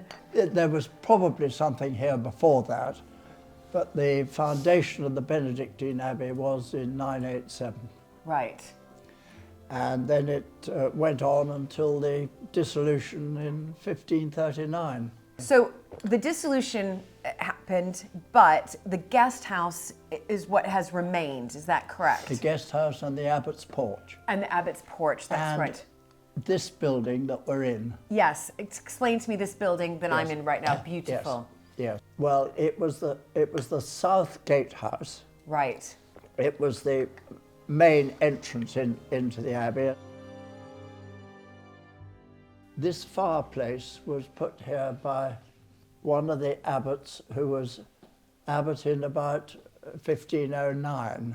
Absolutely beautiful. Well, there is a thought that in the early part of the life of the abbey that this might have been the abbot's quarters.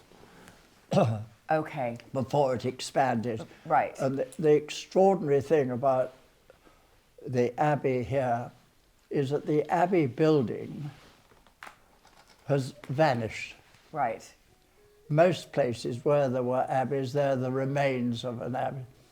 And there are great works going on at the moment, people doing digs and one thing or another to try and find out where the foundations were for the original abbey building. We think it was out in Beaver Field out here. Okay. But we don't know. Are archaeological digs happening now, or is that the hope? It's about to happen. There's a system where they can put soundings into the ground and see where walls were and that sort of thing. And they've done quite a lot of that around the abbot's porch. That is absolutely brilliant. The two of you, so you've stumbled upon Cerne Abbey, and I would just like to hear the story now that we understand obviously the roots of it, the dissolution, what is left standing, but how did the two of you arrive here? Well, I can tell you that we lived 5 miles away, and I heard that Lord Digby, who was the owner of this at that stage, was selling.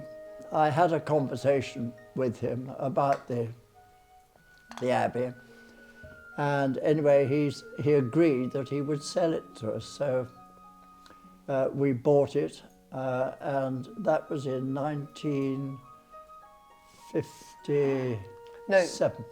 Oh, the conversation though, you bought it in 1978, 79. 79, well, you're quite right, Yeah. yes, 79. But the conversation Yes, around that's what happened You're quite earlier. right, yes, Yeah. it was. We actually bought a house without a roof. And just before we signed the contract to buy it, the north roof fell off.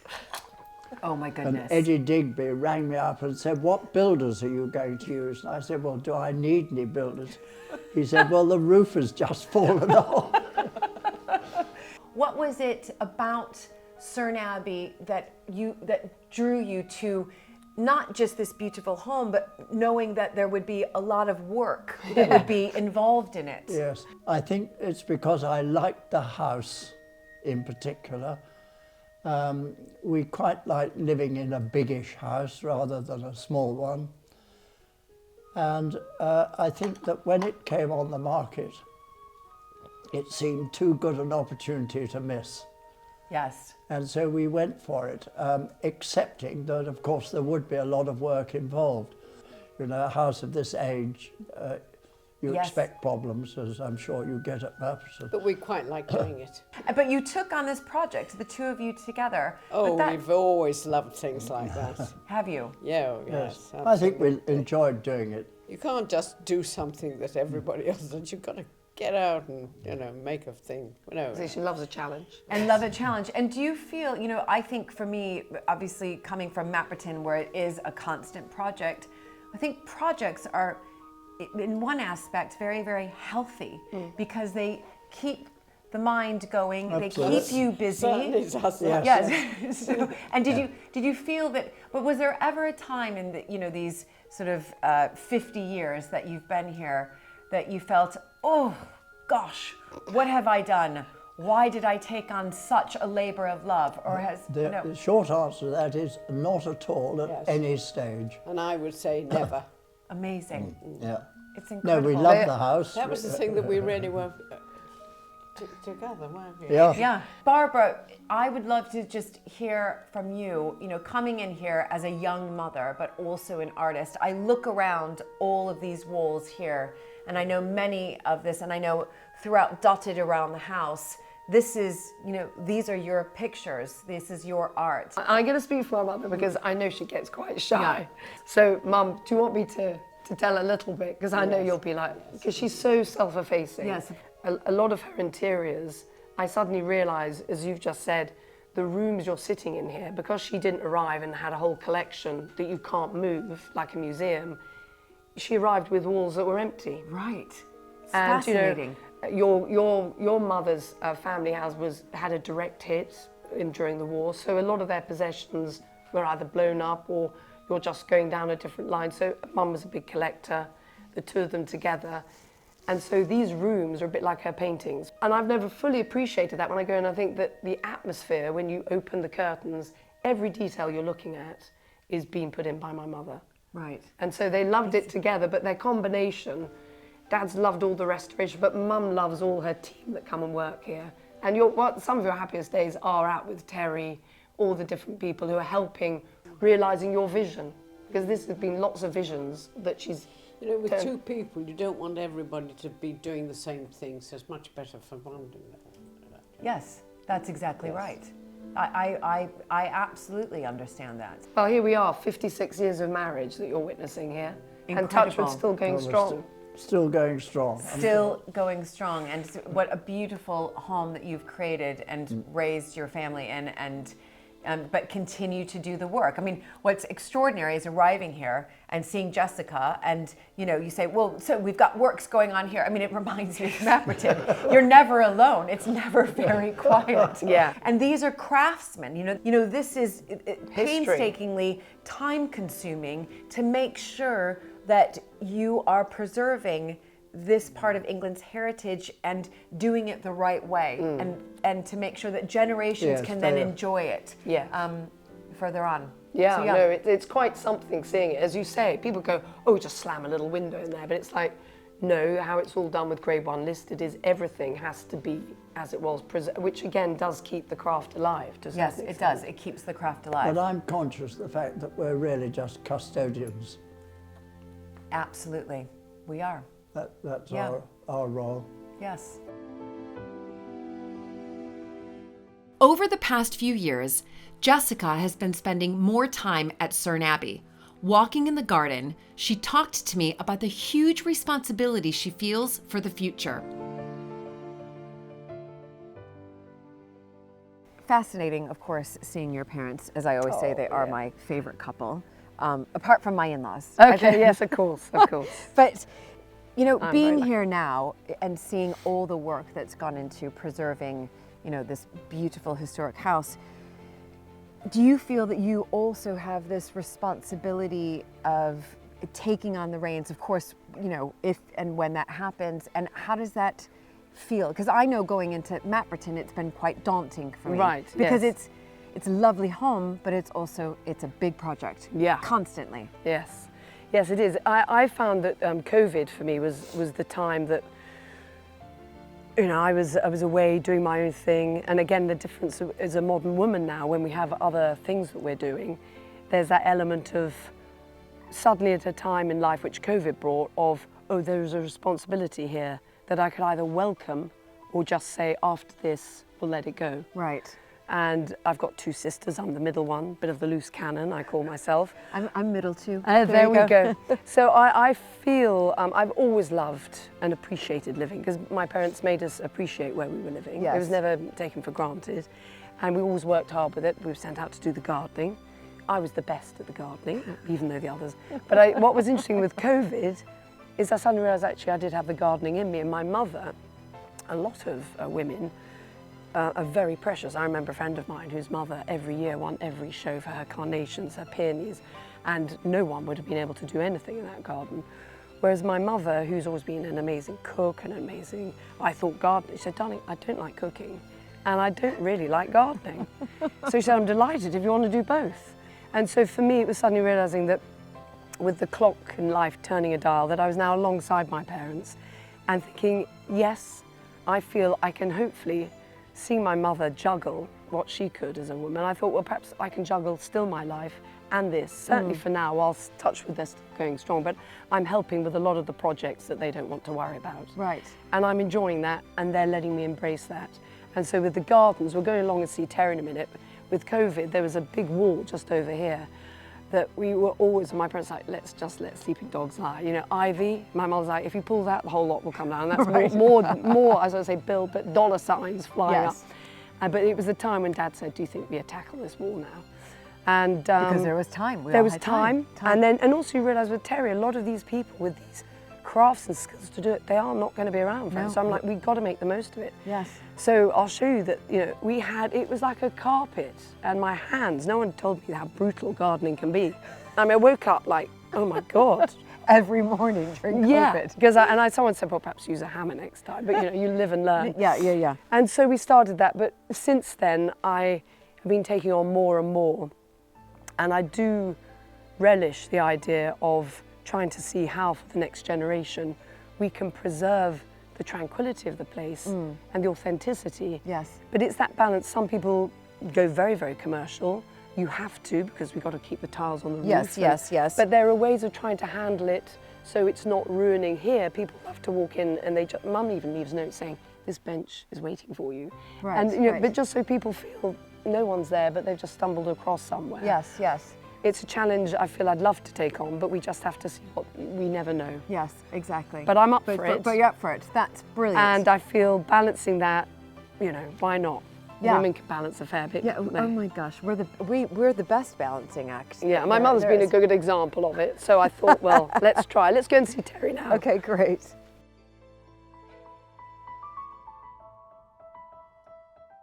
So this is our Terry.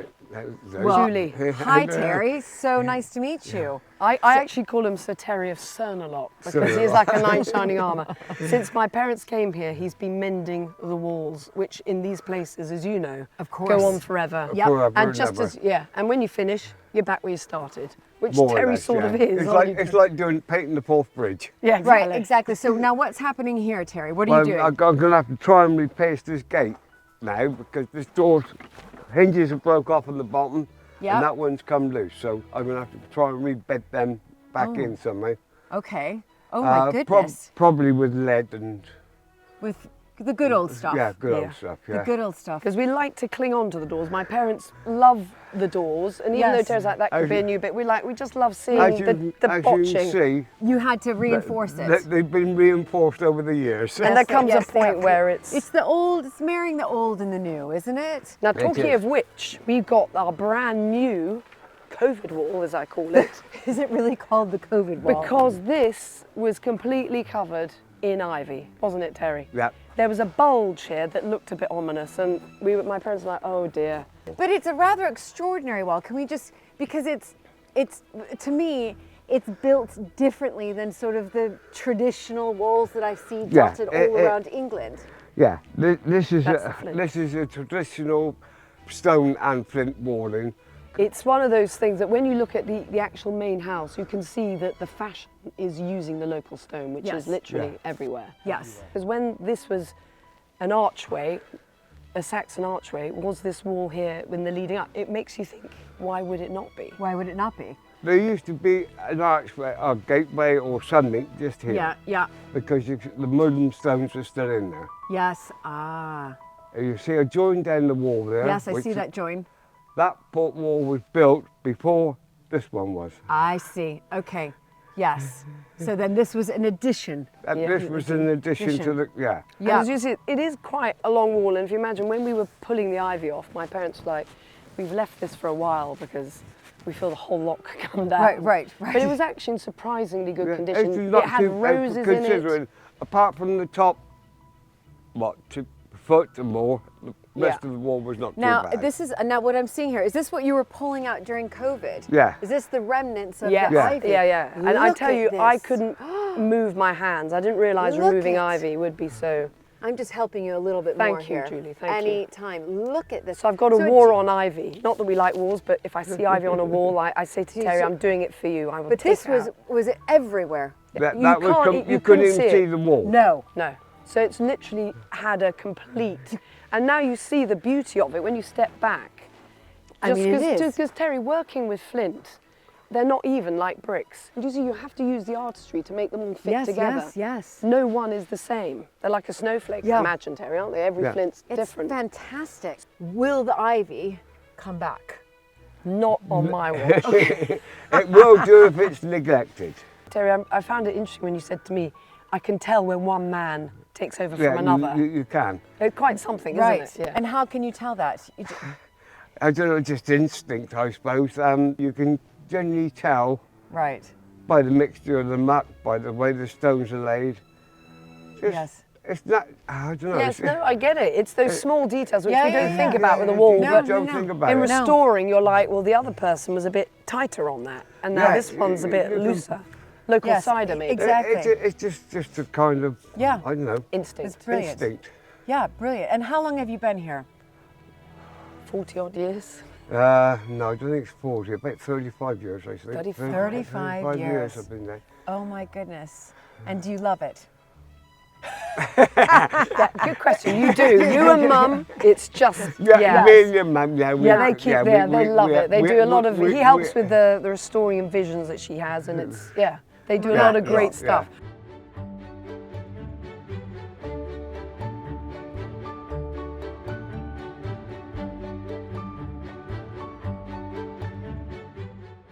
Cerne Abbey is the most magical place, and it was so special for me to see Michael, Barbara, and Jessica again.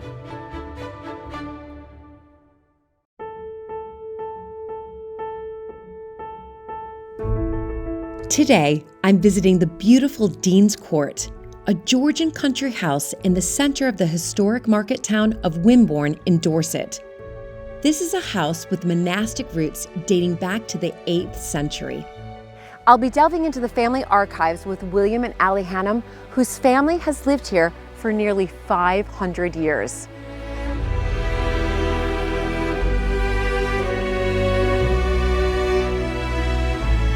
This is a historic home brimming with fascinating stories to tell.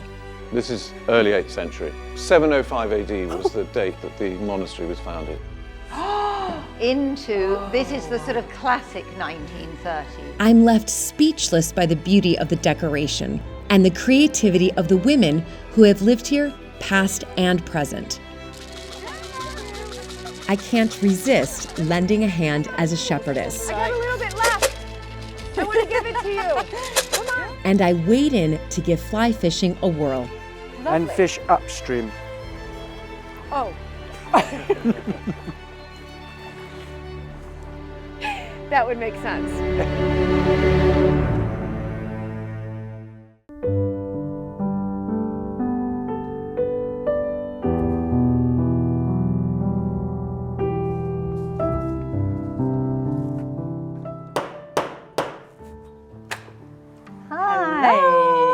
How are you? Oh, I'm great. So nice to finally be here. Oh, welcome to Dean's Court. It's good to have you here. So nice, Allie. I've been wanting, as you know, I've been wanting to come here. I know. Because you are practically neighbors. I know. 45 minutes away. Exactly.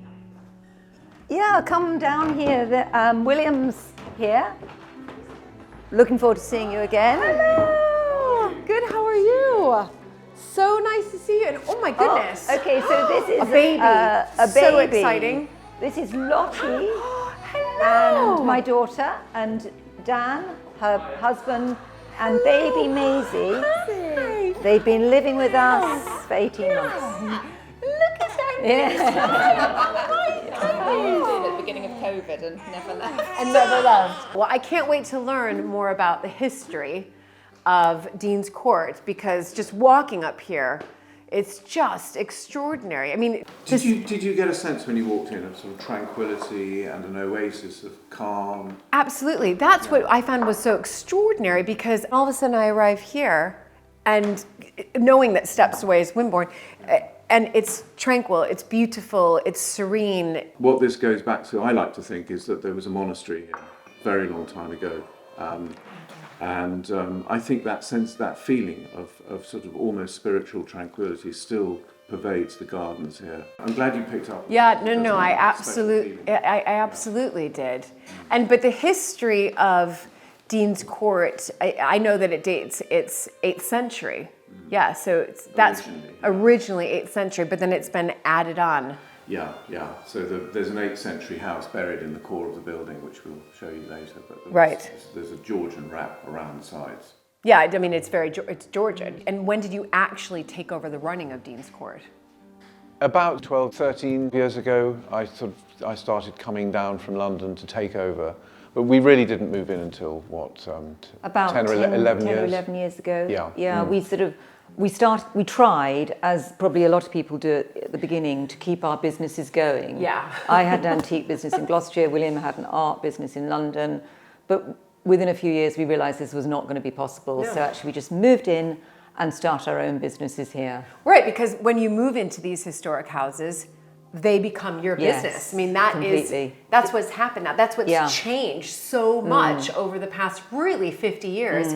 So this is your business, and then as far as renovations, because I know what it's like living in these historic houses, it's constant repairing and restoring. What have you both done since you moved in 10 years ago? Well, we put 2 new bathrooms in it. And the very first central heating. We put a few radiators in downstairs, but before that it was just fires or you froze. That was fires, you froze, and there was only one place to use a bathroom. Yeah. Right. Yeah. That's right. People used to arrive for the weekend. Typical. And they would literally, in the winter, not take their coats off. We've got some rooms that were redecorated in the 1930s, which we'll show you, and actually we won't change them. Great. And that's a very important feature, I think, of looking after a house like this. You want to keep it up to date, you want to keep it as a modern, livable in home. Yes. But every time we do a makeover in one room, we try to keep a few elements of the previous generations so that the story and the continuity works. And then you get that layered look, which is what we all absolutely love about all these historic houses. Yeah, because it's like you want to be able to walk into a room that has your touch, your legacy in it, but also at the same time, it's combining everybody else who's been in that room before you. Yeah. Exactly. So making sure all those elements stay within the room, but you're adding into that as well for future generations. I feel you've always got to keep adding, or else they literally don't move forward, do they? And then they get stuck in the.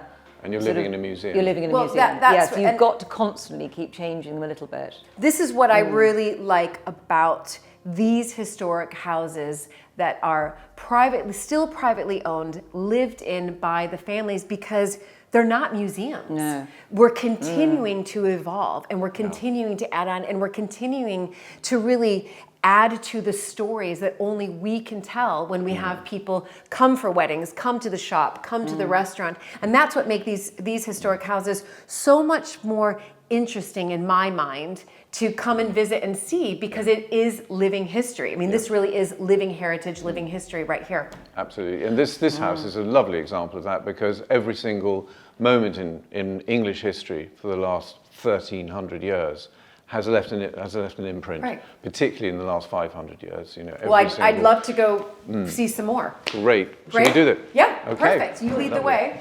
Right. So I can really start to tell now the difference between what you've done with this paint and then this. Yeah, these rather startling colours. These are the old original colours which defined the difference between the staff quarters of the house and the non-staff quarters. We mentioned the earliest part of the house, and these two rooms in here and in there formed the Saxon part of the house. And you can see that it's actually built of very thick masonry. Those two arches over there were punched through in 1725. But this was the hall house. But you've got to use a lot of imagination, because you'd have probably had a hearth in the middle of the floor here with a hole in the roof to let the smoke out. And there'd have probably been straw on the floor, dogs, livestock in the undercroft underneath to keep the place warm. But it would have been very busy, because this was the beating heart of the Saxon monastery. It's wonderful. And it was built by a very royal person called Cuthberga. She was the sister of the King of Wessex, and she was the wife or the consort of the King of Northumbria. And that marriage sealed an alliance between Wessex and Northumbria. But this was where she lived. So this was the royal palace of Wimborne. And her quarters would have been in what we call the solar next door there.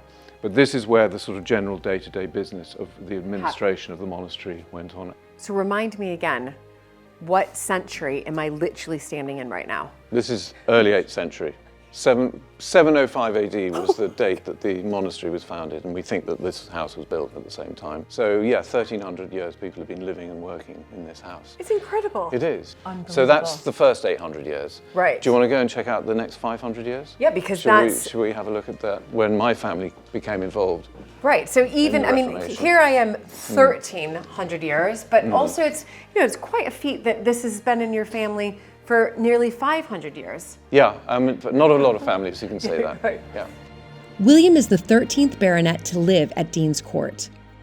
Generations of his ancestors look out from the walls, reminding us of the previous lives lived here. It was in the mid-16th century when the family first took up residence. So that brings us to this character here, John Hannam, who was a MP for Poole, and he was one of the commissioners for Dorset. And when Henry VII died, Edward VI's government sent in the commissioners of Dorset to break up the church lands, of which it was still the property of the church. So that was the end of the 800 years, basically. That was the end of the church's, right. Ownership of the land. And he basically redistributed most of it to himself. Right, because he was the MP. So they gave him the job and they said, right, you've got to... Yeah, he did it all legally though. It was all above board. He was a very eminent lawyer in the Middle Temple in London. So he assigned himself a lease to start with, and then his son took over and bought the freehold. Okay.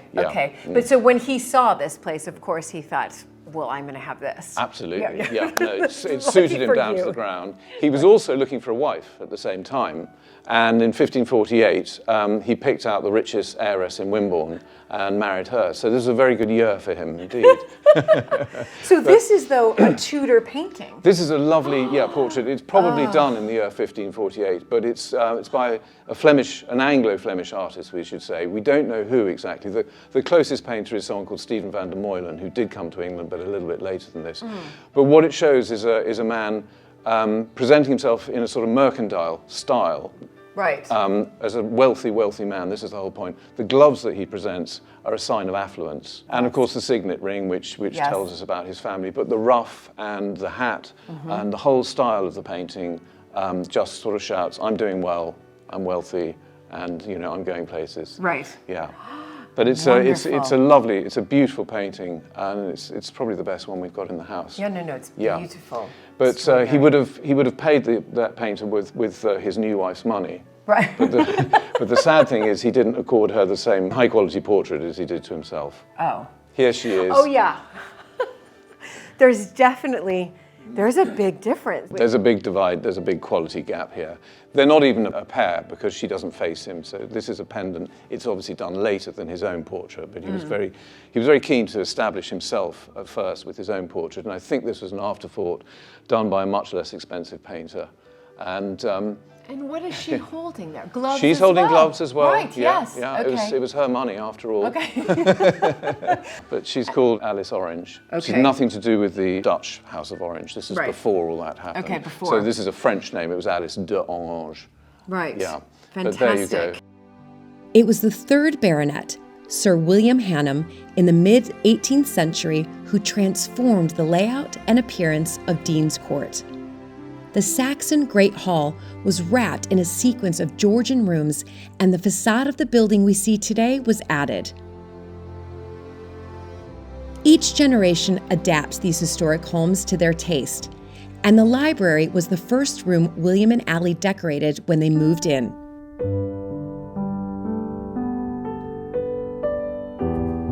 So this is the library. Oh wow! I can see you've definitely redecorated in here. This is lovely paint color. Yeah, this is the first room that Ali and I set about painting. The thing about this room was it was unbelievably dark when we came in here, because it was actually a very dark turquoise colour, but all the window surrounds and the door surrounds and the fireplace surround was all covered in this wood graining. This is actually just painted wood graining from the 1930s. So you can imagine with the bookshelves and everything, this place was just so gloomy. And what we did was try to drag the light in from outside. It's cheered the room up. It's wonderful. And what do we have here then? So this is a little group of objects which relate to an ancestor of mine called Captain John Hannam, who fought very bravely in the first Sikh wars in the Punjab, which were not very well known about these battles, but they were some of the bloodiest in British history. And here we have a letter that he wrote home in 1845 from his tent in the this Punjab. battle is around. So he's fighting in sort of mid 1800s, 1840s, yeah. 1840s. Yeah. Okay. These are the medals he got from the three main battles. And so while he was quite a hero then. He was a hero. He came home, quite decorated and, a heroic survivor. Very decorated. But he came back to England. He was posted to Preston in Lancashire. He married. He had a wife called Amy, who's a very interesting personality as well. But they were living up there, even though they had Dean's Court, and this was their home. So this was his home. Yeah. He comes back after. And he's married, but then they move away. Being in the army, he had to go where he was posted. One day in 1861, he punished a very young 18-year-old Irish private very, very severely for a tiny little infraction. He'd sent him to get the names of some children that were bothering some of the staff. And he went out and he could only get one name because the children ran away. And he came back and reported this to Captain Hannam and the colonel, and they put the poor private on a charge. And that was a very nasty business in those days. You were constantly having to get up in the middle of the night and clean your kit, and you were humiliated by having to walk around the barracks and salute all the sentries. Oh my God. So he was this 18-year-old Irish 18-year-old Irish man, was really punished. And he went and got his musket and he loaded it. No. Yeah, and he waited in the barracks, by a wall in the barracks, until Captain John Hannam and the Colonel came walking across. And he took aim, he was a very good shot, and the bullet went through the Colonel first of all, and then lodged in Captain Hannam.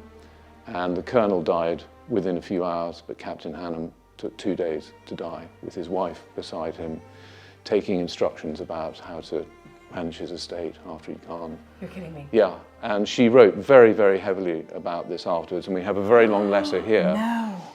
Well, and it has obviously, you know, it's got the black border around it. Yeah, that's the mourning. The mourning, right? When you wrote letters, when you were in mourning, that's when you're in mourning. Right. But in that letter, she describes how when he was dying, he actually forgave the private that had shot him, and he said, "I want to go. I hope to go in peace." And that includes the man, the man who's killed me. And I can see even in here, because it says, "Dear children," but it says, "Monday, the 9th of September, 1861, we started a very happy and merry party." So she's really describing the day to her children in this letter. Yeah, they wake up, it's a normal day. He goes off to work. Can I touch this? Yes, of course, yeah. Oh, but, my goodness. She has so much to say, you can see she it does. getting... Yes, it's a long old letter.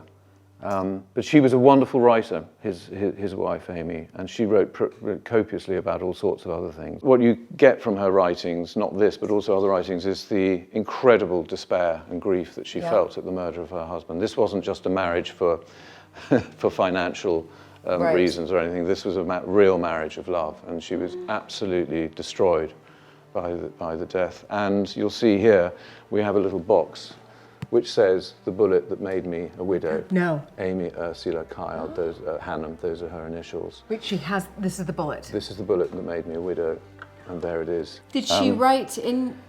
Yes, and there she has written, on the day that he died, this extraordinary sort of outpouring.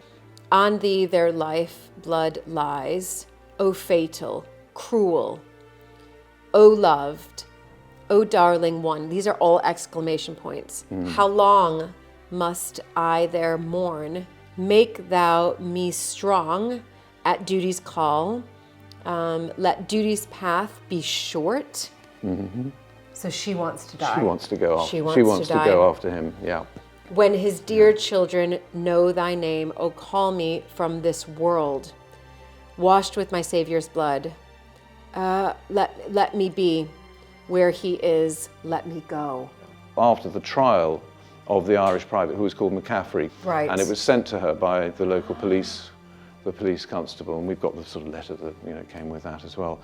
But the interesting thing about McCaffrey was that he was obviously sentenced to death, and he was publicly executed in January 1862 outside Preston Jail. But it was the penultimate public hanging in the country. They stopped doing them soon after that. Right, so he was hung. He was hung, yeah, and in front of a crowd of 35,000, mainly Irish onlookers, who'd come out in disgust at the whole thing. They'd heard the story, and of course there'd been the trial, and they were on his side, and they hated the British Army. All of these. So the 35,000 that came out were actually on his side, on the Irishmen's side. Because they were predominantly Irish. It was hugely written up by the press, particularly by the time we got to McCaffrey's execution in January. But this is four days after he died. His body is put on a train from Preston down to Wimborne. It arrives 8 hours late, so it's quite nice to know that it's that trains actually did not run on time in those days. And so the funeral, which was supposed to take place at midday, took place at night at 8 p.m. And they marched from Wimborne station to the cemetery, and 2,000 residents of Wimborne turned out to pay their respects. How unbelievably heartbreaking, though, this story. I mean, heartbreaking on both levels. You know, you've got somebody who was murdered, and now you've got the widow who's absolutely beside herself, heartbroken. But then also you have this 18-year-old Irish boy who was also executed. And the press, when they wrote it up, said he looks like a child. He looked like a 12-year-old. Oh, I can't even, I mean, that gives me chills. That gives me chills. It's a sad story. It's just very, very sad story. Amy Hannam retreated to Dean's Court in deep mourning. Following Victorian social convention, she dressed in black and muted tones of gray and purple. Her room here is painted in the same color scheme. So this is the mauve room. It's stunning. I mean, it's really stunning. I mean, if you're in mourning, I would like to be in this room because there's something, even though you're in mourning, at least there's a little bit of cheerfulness here. Yeah, and it's a nice calming colour actually. I mean, even if it wasn't to do with mourning, it would still be quite an interesting scheme. And so is this the original, I mean, it looks... This isn't the original paint, that's just why it looks in quite good nick, because in the 1980s it was falling off, it was peeling, so my parents actually just replicated the exact colour scheme. So this is how it looks. I mean, how extraordinary and wonderful for your parents to keep it as Amy had it. Yeah. That's what's so fascinating. But this is a piece of social history, I think, which is really important to hang on to. Absolutely. Yeah. Mm-hmm.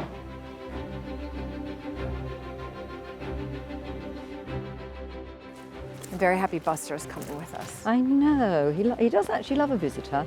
He sort of tends to sort of attach himself to them, as if we don't give him enough love.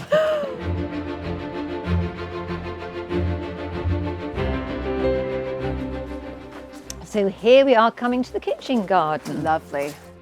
Hidden behind protective walls, Dean's Court boasts the most glorious kitchen garden, just as it would have done 100 years ago.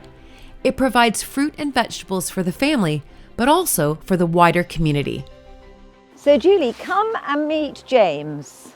Hi. Hey Julie, how's it going? James is totally in charge of just under 1 acre of kitchen garden. It's a lot of kitchen garden, James. It's a lot. I've got some fantastic volunteers, so yeah, definitely really helps. James's green fingers ensure the kitchen garden is productive all year round.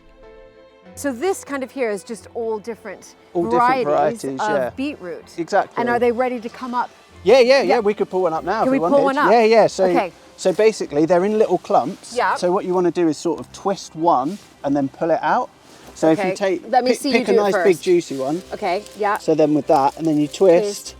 And then sort of so that's how you pull it out, and then you get a nice, it's beautiful, nice lovely little beetroot. And a big one. I'm looking for a big one. Yeah, the biggest one in the bunch. So the smaller ones will keep growing. So in a couple of weeks' time, we can take the next one and the next one. So yeah, find a bunch. That's the this yellow one looks there. lovely. I'll use this yellow one. Yeah, do. Okay, little twist.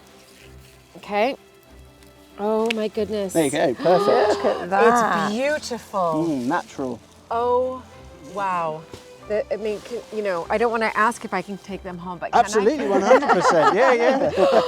I can make a delicious beetroot salad. Beetroot salad, yeah, I love it. Just roasted as well, and then tossed for a salad, just simple. And can I put these in your basket? Yeah, we've got a basket. Yeah. Wonderful. And then you've got here behind, you've got curly kale. Yeah, so some different types of kale. So this is a red kale. So these have been here all season, so since the spring, which is now, they look a bit unusual for... oh, I love the look of them. Yeah, they almost like trees now, aren't they? So these are ready to be... Yeah, so this is all ready to go. So I can show you how, so you sort of pick the outer leaves. So again, it's like picking them like that. Yep. Like that, and then we leave a few at the top, so I'll probably take that one that far. And then you've still got this lovely... So this will then grow later. And then this will be, and then it's just like the beetroots, they'll keep growing and then you'll be able to take more. So I didn't know that. Hopefully keep growing all winter, won't they? Yeah, so these ones will probably finish, but we've got some other ones over there which went in the autumn, and then they'll go all the way through until the spring. Well, do you need any help with anything? Absolutely, Any more help? Yeah, 100%. There's some stuff over here we could go and pick, for sure. And this soil, James, is particularly fantastic because it's completely organic, isn't it? Yeah, absolutely. So wonderful. We do the no-dig system. What is the no-dig system? I'm glad you are. It's become very popular recently with small-scale gardeners. Right. Really championed by a guy, Charles Dowding, over in Somerset. And basically it's trying to mimic the natural processes and apply compost directly on top of the soil. There you go. You can probably give that a tug now. You might need both hands. There you go. Well, there you go. And then you can just shake it up. Okay. Wow. This soil is particularly fantastic soil because this was the first kitchen garden in the country to be certified by the Soil Association.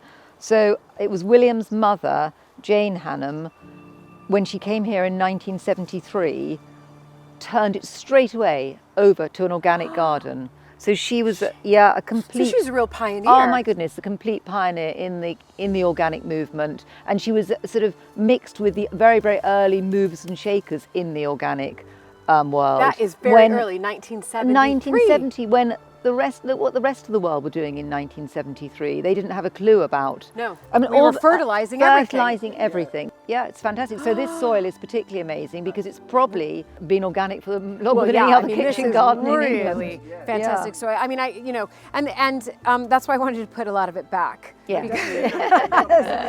We'll cut this off and it will go in the compost anyway, and then it's coming back here. So it's nothing's wasted. That's the whole thing, isn't it? Also, it's all about composting the whole time that James then puts back in the. I mean, that is what it's about, giving back, and and that is what it's giving back to the land, and then the land giving to us, and it's just this wonderful, perfect cycle. Closed loop system. That's right. 100%. That's what we want. This one's enormous, that cauliflower. Enormous. Yeah, we can let you. Yeah, these are all cauliflowers growing up. Oh, I have to watch you do it first, though. One, and then you can harvest the big one. The big one. Okay, brilliant. So you're just going just underneath. Yeah. And then just use this as a serrated knife. So just like a bread knife, it will cut through. Ah. And then there you go. Wonderful. So in there is a cauliflower. So we'll pick off these outer leaves. But James, would you use the outer leaves? Yeah, you can cook with them. Yeah, I would use them. Not the biggest. No, not right. You want the young ones. But these younger ones inside, absolutely. So I was just picking them off to reveal. Look at fabulous cauliflower. That is. I'm just gonna really be naughty here. Yeah. I don't even mind if I get some soil in my mouth, because now I know that it's been organic since 1973. Yeah, so this is like the best soil in all of England, is what I think. That is delicious. Right, okay. so I'll give you that. All right, this is a Whopper here. Yeah, you've got a monster. Okay. That is a Whopper. Okay. So I'm gonna go at the base. That's it, perfect. Okay. So just like, slice of bread. Okay. Yeah. How was that, James? Amazing. Is that all right? Brilliant, yeah. Okay, I'm gonna hand you back that knife. Yeah, perfect. I'm gonna pull these away, and it's the big reveal right here. Perfect, yeah. Oh my goodness. Look at this glorious cauliflower. Yeah. So we'll roast that up. Incredible. It'll be delicious. It certainly will. I just have to have a little bit of that right goodness. here. Yeah, 100%. Yeah, organic, fresh, best raw cauliflower I've ever had. Cauliflower. James uses the organic ingredients from the kitchen garden in his cooking, conjuring up the most delicious recipes. You're cooking a curry. I'd love to come and help you. Amazing. That would be fantastic. Yeah, 100%. Any help's great. So should I meet you later? Yeah. I'll grab the veg together and we'll meet over there shortly. Cool. Oh my gosh, brilliant. Thank you, James. This has been eye-opening, fantastic.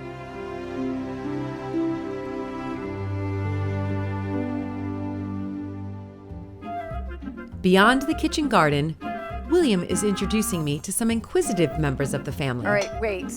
So, William, just an FYI, I have a fear of cows. Now, I know that goats aren't the same as cows, but should I be fearful? Right. Come on, Orlando. Come on. Okay. Okay. Facing my fear of goats. I just don't want to really leave here with another phobia of another animal. Goats. Okay. Woo! Okay. Okay, yes. You keep hold of the food. You'll knock her out of the way. Do you have to be super quick at this? She'll come over here. Okay. Okay, and then we stand back. Wolf is down. And then what happens? And then you'll come and butt her out of the way. No. No. Oh, yes. Oh, wait, look at. Yeah. Okay, so these two goats, you have goats. Orlando. Yeah. Is huge. He's a Nubian goat. Right. And Pringle's, what is she? Something else. She might be Nubian as well. But some people say that he's the biggest goat they've ever seen. Right. And what we've done, we've brought them on here so that they can clear out all this trashy, dried grass here that didn't get mown when we took hay, because there are a lot of earthworks here and it was difficult for the tractor. So before we move the sheep on for the winter, I want the goats to clear out all this stuff, and they're already making a good start on it. And then they go around and they also clear the hedges. Oh, so they're useful. Oh, they're yeah. useful goats. Oh, they have a purpose. Okay, they have a purpose. They're not just pets. Right. Well, with the names like Orlando and Pringle, I thought maybe they're your pet goats. Look at this. Okay. There. Pringle is Sorry, like, Pringle. give me. That's it. Give me some more. It. Oh dear. No. Oh dear. No. Sorry, Pringle. Okay. Oh my goodness! Orlando literally like headbutted Pringle out of the way. He's a brute. That was extraordinary. Complete brute. So what happens when you finish with all the feed? Like what happened? Will Well, they they go just after you laugh, next? yeah. They don't really need feeding. We just do it so that we keep them under control, and when we want to collect them up and take them somewhere else with Right. their little house, they'll come running. Okay. Yeah. Right. Yeah. So that was it. Yeah. But they're obsessed Okay. with food. They think about nothing other than eating. Okay. And it's what they live for. But this helps me the next time Yeah. I encounter goat. I'm just going to make sure that I've got some feed with me. Okay. Right, Okay. I've got to get out of here. Orlando and Pringle aren't the only ones mowing the meadows here on the estate. A flock of 35 sheep graze happily under the watchful eye of shepherdess Louise Marshall. It's just so wonderful to wander around Dean's Court. And then, of course, I'm wandering and I find you and I find your sheep. Yeah. But, you know, when I think of England, I always think of England, green. But of course, then I see, all around England, you see sheep grazing. But for me, in one sense, it kind of saddens me because I know that the sheep that are grazing are usually going to be on people's plates. But that's not the case with yours, is that right? No, they did start off as a breeding flock, but I rapidly changed my mind and they've become a rescue sanctuary now. So now I rescue sheep. Everywhere. Oh, you do? Yeah. But how do you rescue them? Are you finding them that they've been lost or? No, sometimes the vet will call me and say there's a lamb here that's going to be destroyed because the farmer doesn't want to invest the time or the money in them. Some people, they have them as pets and they've died and they need new homes or they've moved on or. Right. Sometimes they're welfare cases that need to be come somewhere so safe. you kind of rescue the lost sheep. Yeah. The unwanted, The unloved. unwanted. There you go, there's their feed. They have, it's called sheep nuts. Yep. So it's all sorts of molasses and vegetables all put into a nice little cake for them. And they love them. Yeah. Right. So Love this them. is like real proper Nutrition right here. Yeah. Oh, So it's fantastic. always we've got lots of grass here. It's very nutritious, but these are just an added extra to keep them sort of friendly towards you, and through winter as well, we'll give them a bit extra. And how do you feed them? Do they come up? Yeah, just give it old shake and watch them run. Come on, girl. Do you have you named? Oh yeah. So you know every single name? No. This is my oldest sheep. This is Horatia. Horatia. That's Penny. Here they come. That's Buttons. There we are. Oh my goodness, they're literally all coming. Look at this, look at this one running. That's Rosie. Rosie? That's big old Rosie to Bonita Lolita. How do you keep track of their names? Well, it's like your children, really.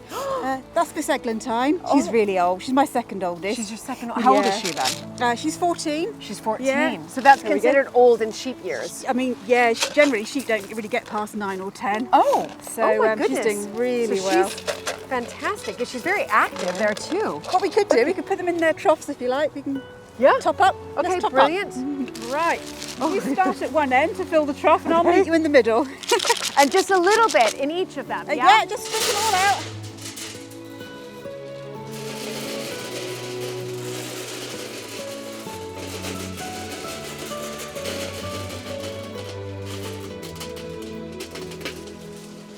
So gone. How brilliant. All done. How There you brilliant. go. They love their food. And they're all healthy. They're very healthy, yep. You've nursed them back to life, really?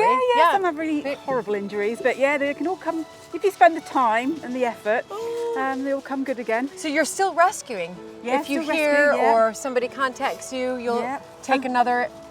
There's two commercial farms around here, and in lambing time they'll often have an orphans, or they'll have a mum that's lost their lambs in delivery, and they don't want to keep the mum anymore because she's not a good breeder for them. Right. So she'll come here in sort of retirement, really, like a luxury retirement home. Yeah, well, exactly. I wouldn't mind that. I mean, look at you get fed. You're on this beautiful estate here. Who wouldn't want to retire here?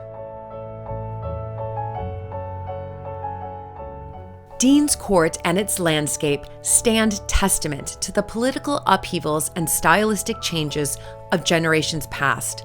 From the foundations of the Saxon monastery led by a royal abbess to the 18th century facade we see today. Wonderful. Ooh, I love it. And this Georgian door. Isn't it lovely? Yeah, it's just Huge extraordinary. Opening Georgian Wonderful. door. Yeah. Right, where are we off to? Right, let's go and look at the pond. Fantastic. Over this way. It's just so beautiful and calming here. And look at, you have a pond now too. Yeah. I mean, you have everything here. Everything. Yeah. Wow. So. I mean, this is just so lovely. I mean, I would think I would want to swim there. You know, William, I'm a big cold water. You could do lengths. It's 125 yards. I'm not sure if I do lengths. I like my 2-minute cold dips. So it's quite cold, I assume. It is pretty cold. I mean, I've only been in the summer clearing weed. But it's not very deep. You know, it's about 4 or 5 feet deep. Right, so that's perfect for me to do my dunking. Yeah, it's absolutely. Brilliant. This was probably a Roman reservoir originally, because we had a Roman fort just across the fields there in about AD 45. Okay. A huge garrison with 4,500 legionnaires. And we dredged it in 2013.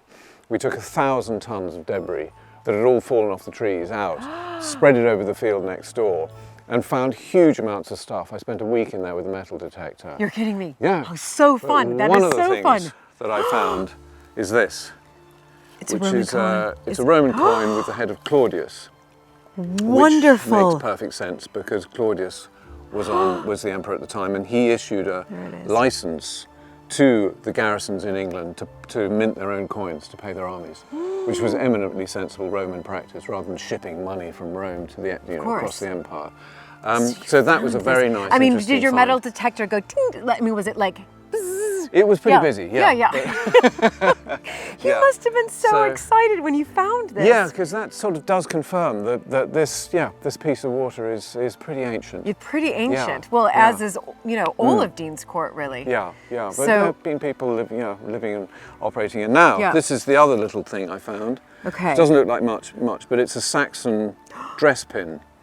And the British Museum have got lots of these with that particular design. It's called polyhedral with dot and pin pattern.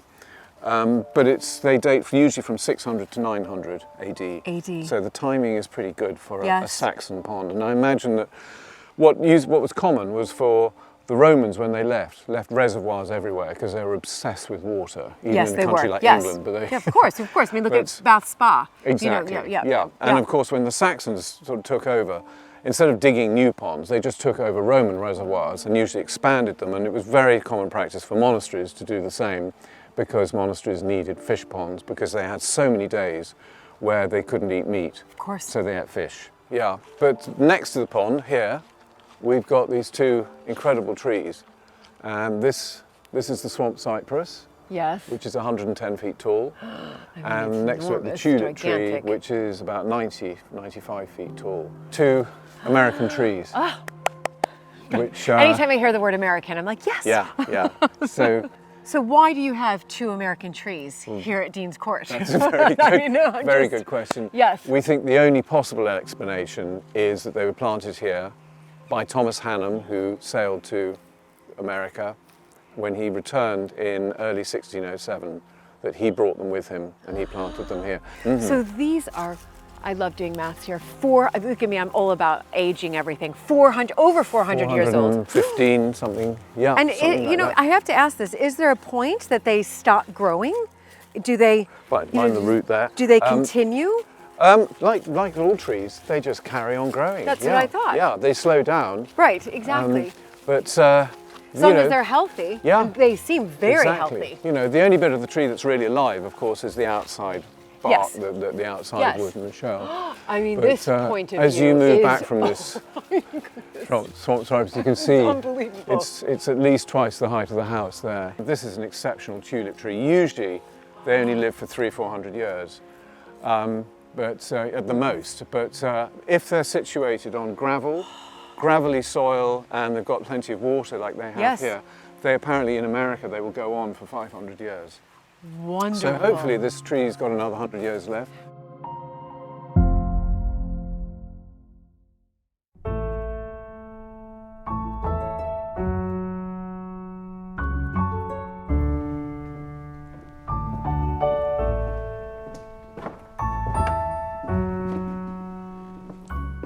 Hello.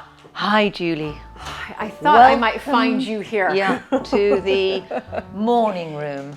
excuse the chaos. No, I love, Excuse the I've just done a boxes. little bit walk around myself, and every room is so different. Very different, Which is wonderful. And it's like you're walking back into time in some of the rooms. You know, I've just gone from the library, Which obviously is the room we've completely redone. redecorated, but here, where am I walking into right now? So what century? You're walking into a bit of a mixture in here. You're walking into a room that was, the wallpaper goes back to 1868 and the painting is 1930s. It's the one room we're not really quite sure what to do. We absolutely love it. We've just taken the carpet up because it was completely moth-ridden. The original carpet that was put down in here. The painting, absolutely beautiful, but then you can see, look at the ceiling and the beautiful moulding. Yes. But it's, if we just painted the ceiling, it would look ridiculous. You suddenly have this bright white ceiling. It would emphasise actually how grubby and stained the wallpaper is. But I am really noticing though, so basically I'm in a room of 19th and 20th century, kind of a mix match of the two of the centuries. Yes. But what's extraordinary is just all of the paintings. Absolutely beautiful. The detail. Yeah, so Cordelia, who came to the house, lived in the house from sort of 1900 to about 1948, came with lots and lots of money after the 20s. She had lots of money and started redecorating. And she, in the early 1930s, would have commissioned a decorator, but when sort of everyone was into painting and colour and special effects with the paints and stippling, and that's exactly what these beautiful doors. So she obviously decided to leave the wallpaper in here, which is absolutely beautiful, hand-painted. So the wallpaper. The wallpaper is 1868. 68, yeah. And in fact, this particular wall here, in William's parents' era, I think it's in the 1980s, they had a big damp problem. So actually they sort of redid this and they cut out every single star that was original and put it onto new paper. You're kidding me. And me. they redid this corner. So they were able to save the stars. Yes. They cut them out and put them onto new wallpaper. Because you can see that's slightly you can. whiter also than, say, the wallpaper over there. And same with the border here. Same with the border, yeah. But you can see, look at the deterioration there. But how do you salvage this wallpaper? Because surely that's something you want to do. Well, we would love to, but I don't know if we can. I mean, you can't take all the wallpaper off and rehang it. I mean, I think we've got this far. We've got the carpet up. It has turned into rather a box room. We've got to sort this out, obviously, and we will work out how to sort of touch up the lovely, lovely moulding and redo the ceiling somehow. But what's fascinating about this room is obviously you've got the mixture between the two centuries kind of meshing together. You've got the wallpaper from the 19th century, but then this painting, this beautiful painting, that was very influenced by the Charleston era in the 1930s. Vanessa Bell, Virginia Woolf, John Fowler, they all sort of went, they all congregated in the house in Sussex, Charleston, and were painting these beautiful colours, experimenting with colours, experimenting with paints. And I think Cordelia was obviously very influenced, and you can see it's absolutely beautiful. The colours, very, very Charleston, these colours, very 1930s. And we wouldn't want to change that at all because that is so beautiful. So she's that was the period that they would decorate on these sort of the Georgian features that you would have in the house. The Georgians obviously this would just be completely plain. Exactly. They did not like too much colour. They liked it plain. Right. So it's fascinating that you've got such a mix. Cordelia's restyling of the interiors here also included commissioning the iconic Liberty store in London to decorate some of the rooms. And then we go through into the next room. Oh, 2 doors into the next room. Oh, wonderful, those Georgians. Yeah, look, those Georgians. The Georgians, the paneling, and a couple of doors. Yes. This is the sort of classic 1930s. Yes. So you can't change this. No, the colour's so amazing, isn't it? Ooh, the colour is so wonderful. Okay, what's happening here? Back to Lottie. This is a bit of embroidery. This is fantastic. What a lovely place to do it. All right, so what are you, I'm totally intrigued right now. Okay, so basically this is a lockdown hobby that sort of grew. It started as a lockdown hobby. It's embroidery, basically. It's all done by hand. And I'm doing at the moment some little Christmas stockings that I'm doing for someone that has all their family's initials on. How wonderful. So this lockdown project then became a full-time business. It was a total, like kind of suddenly, because we were all here in lockdown and we had so much time, I just had a go and I literally learnt by YouTube. By YouTube. Well, we love YouTube. Yeah. So I started doing it.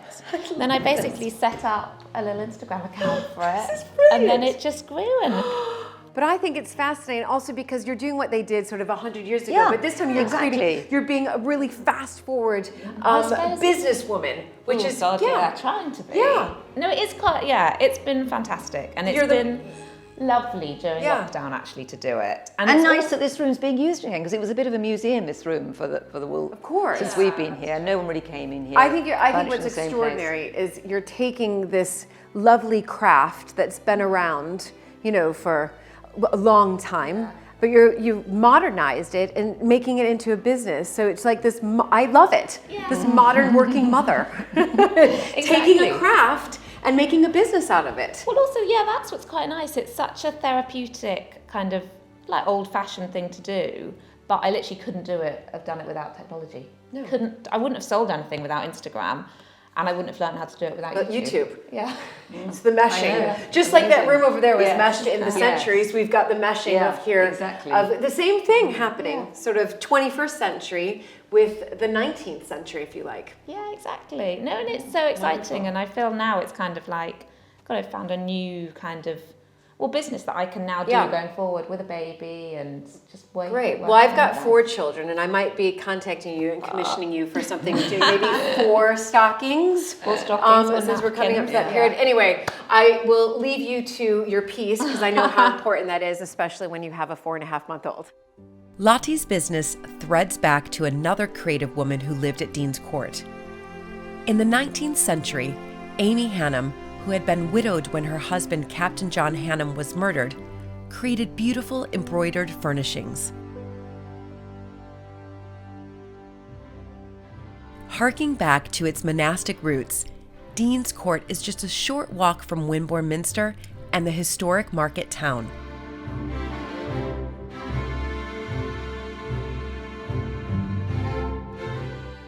Right, no, exactly. You can literally just walk into town. I mean, how extraordinary. I mean, it wouldn't be a complete walk without Buster. It wouldn't. I mean, so this is lovely though, just walking through here.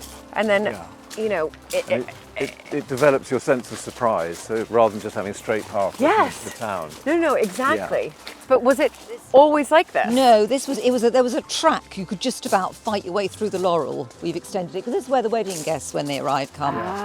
So this is the entrance just for you, is that right? In one sense, this is like your private entrance. In one sense, yes, exactly. But it wasn't always like this. This used to be the vehicular, the car entrance to the house, and then we followed an avenue of chestnuts, which is still there, and then came out to look at the corner of the house. I was mentioning that Georgian trick of having 2 sides of the house to look at. There's a story behind this. There was trouble. There was trouble. There was trouble, yes.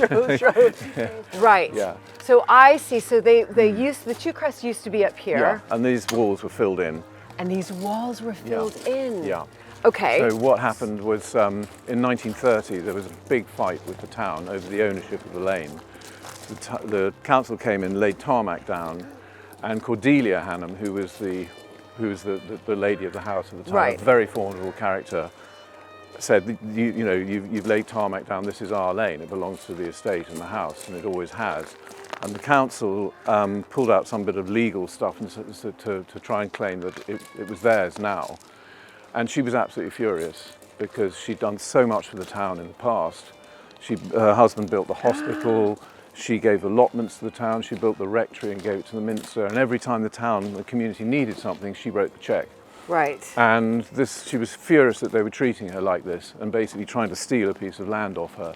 Of course. So what she did was she moved the big white gate that was there up to here, built these 2 stone piers, moved the fine Hannum griffins, crests onto the top, and she never went into town again. She went in, she closed all her trade accounts, and she literally refused to engage with the community again. The only thing she did do was every Sunday, because she was so devout, was go to the Minster, but she built herself a little walkway over there, a walled walkway, which was her own private one with a locked gate to get her as close as possible to the Minster. So she was furious. Yeah, yeah, but she had because a problem. Of this, right here. Because she had a problem though, because she couldn't get to the nearest place to go shopping and do business was Poole. Right, yeah. I was about to say, how did she do her shopping? Without having to drive all the way around the town to get to Poole, she couldn't get there because the River Allen runs across the land here and is in the way. So she solved that by building that very fine bridge over the Allen and extending the drive 500 yards down to the road to Poole. And then she built a very pretty little lodge, a bungalow lodge, and 2 more piers like this with very fine wrought iron gates. And so that was it. So that was her exit. She just couldn't. She couldn't even drive through the town. She couldn't bear to have anything to do with them. Extraordinary, the lengths people go to when they're furious. Yeah, I mean, but heartbreak for her. She was a flame-haired lady, and she was. I think she was not to be trifled with. No. No. And so presumably there was a huge gate here then. There was a big vehicle gate here, and there was a little pedestrian gate there. Pretty little white gate. Okay. Yeah. But you've opened this all up now. No, the court. She was taken to court, or she took the council to court. And the judge sat there and scratched his head and thought, God, I don't know how to resolve this. So he basically said, you've got to take the gates down, but the ownership of the lane is sort of still in question, and we've never really resolved it since then. Right. Yeah. Right. So What's it was there was no judgment. I think with the yellow lines, we can say the council. Her barrister. Right. Exactly. Yeah. But she withdrew from the case, and I think that infuriated her even more because her barrister said, you're probably not going to win. Yeah. Oh my goodness. But then she also, in 1932, built this gorgeous squash court for her son, John, who was a mad sportsman.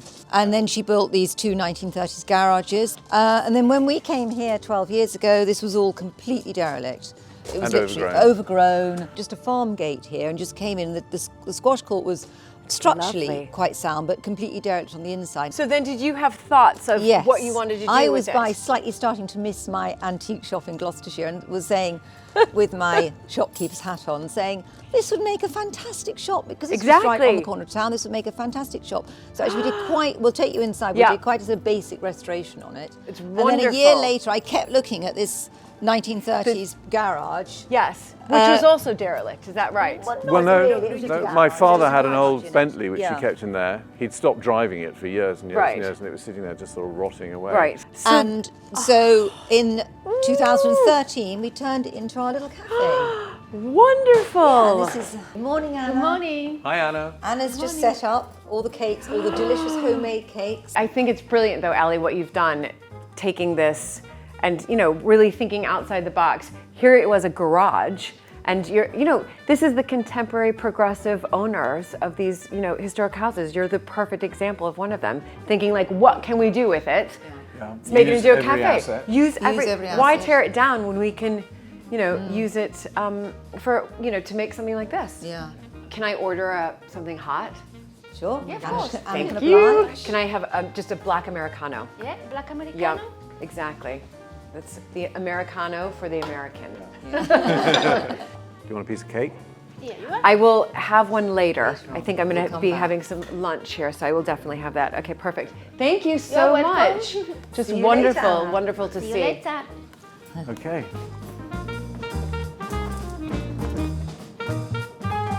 Yeah, so come over and see the shop. With her knowledge and background in antiques, Ali has furnished the cafe with such style, echoing the 1930s. So this is our shop. Hi, Alex. Lovely. This is Julie. Hi, so nice to meet you. So this was the squash court. This was the squash court. Imagine it. That in 1932 was built. Yes. And it was probably left from, I think people often come in here and say, oh, I played squash in here once. So probably from about sort of the mid-80s, 90s onwards. Right. It was just derelict, literally. Everything that could rot had rotted. All the wood, all the floor, the doors, the balcony, the staircase, and it was like a fernery, literally. It was just had sort of plants growing in it, which actually looked rather atmospheric. Right, so then you walked in. We walked in and I thought, oh wow, this would make the most amazing shop. So Ali, are you doing all the buying then? Yeah, I do all the buying, yeah. And I try to buy as much locally in Dorset as possible, so little soap makers and candle makers and all the people doing their different trades down here. But also I go to some of the trade fairs in Paris and London, and then I go to India once a year for about a month. Yeah. Wonderful. And what are you sourcing from India? Well, India, it's the scarves and the silks and the lovely rugs. And yeah, we come back, Alex, with all sorts of things, don't we, from India? Yeah. Oh, this is brilliant.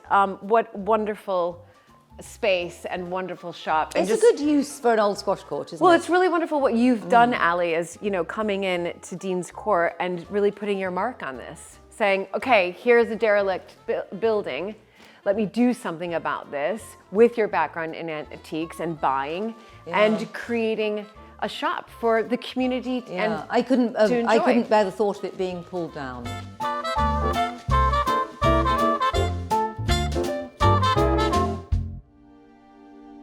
Just a short walk from the house, on the banks of the River Allen, William and his friend Guy spend mindful afternoons fly fishing for wild brown trout. How do you know it's a crack? Because it says so on the tin. I hope I'm not gate crashing. No, just a bit of fly talk. A bit of fly talk. Yeah, And, well, I've come prepared, I think. Oh my God. Yeah, they're you enormous. Are so ready. But apparently this is what you need to fly fish. That's what you need. Is that right? Yeah. Waiters? Yeah. That and a few flies and a few trout. Yeah. I'd really like to get that trout. One, two. Okay, so I've done fly fishing once before, and I didn't catch a thing. Is that normal? Yes. That's especially if you're with us. And with a slightly muddy river today, because there was so much rain yesterday. So that the is a river problem, not actually, because it's like we're fishing on sight, so the whole point is to be able to see them through the clear water. And as it's completely cloudy, it's a bit difficult to know where the fish are. But I think... Because you normally stalk them, you find a fish and then kind of stalk it. And then you stalk it. So now it's just down to luck. So now it's down to, pot luck. Okay, down to pot luck. Okay, so you're going to wader up? Take a chair. I'll take a chair. A rocking chair's not going to work. No. But where are your waiters? I thought this was we're going to sort of watch you. Are you just so seasoned as trout fishers that you don't even need waiters anymore? Absolutely. Years and years of doing nothing but fish. That you don't need the waiters anymore. I mean, they are rather spectacular, though. Beautiful aren't they? waders. God, very grown up. I know. Thermal lined as well. Wow. Listen, I need to come prepared. Woo! Look at this. And what are these dangling things for? That's to strap them on if you want, but... No, I think that's meant to attach to something that you probably should have higher up, like a waistcoat or something, to keep to keep them up. When I land a fish. Yes, you can hook one on each side. I can hook it on each side. Now that would be a photo, right? That would be a photo. Okay, brilliant. Okay, so you've got the waders on. There we go. You've got a couple of how many years have you both been fly fishing?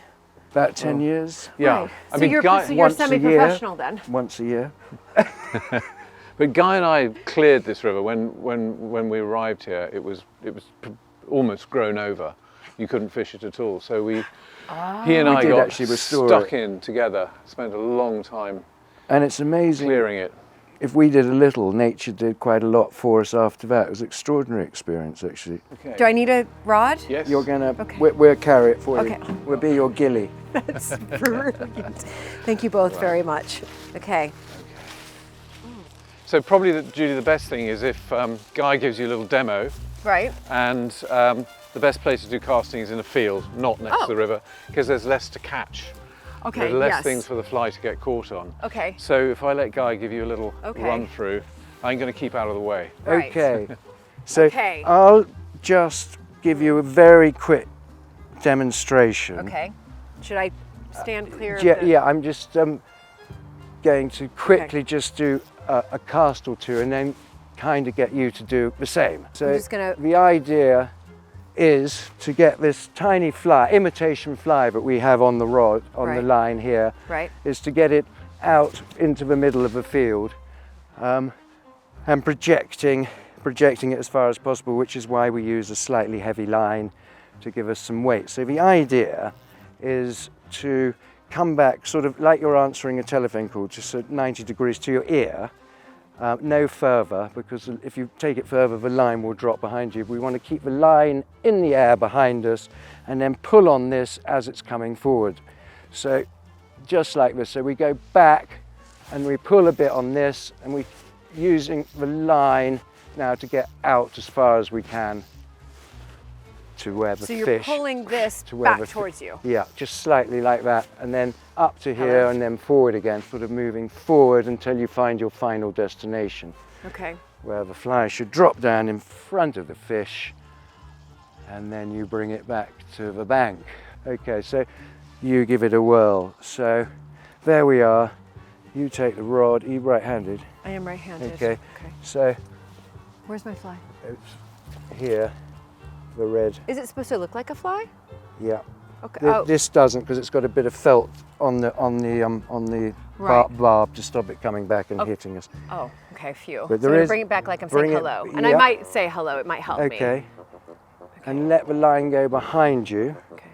And then pull and go forward. Just a gentle... Hello? That's it. Okay. And then back again. Because you're going to do it lots of times to feed the line out. So I'm going to do lots of times. I'm going to do this several times in a row. Yeah. Yeah, okay. Okay. The same thing. Okay. So, and then forward again. I didn't pull it. You didn't pull it. Hello? And that's, whoops. Now the heavy lines sort of come down through the rod. Let go of the line. If it's this difficult on dry land, I don't think the trout have anything to worry about when I wade into the water. Don't flick it, and remember, what we're trying to do is imitate fly life. So when that fly lands on the river, it needs to be really gentle, like a real one. So you just want to almost feel like gently. Okay, okay.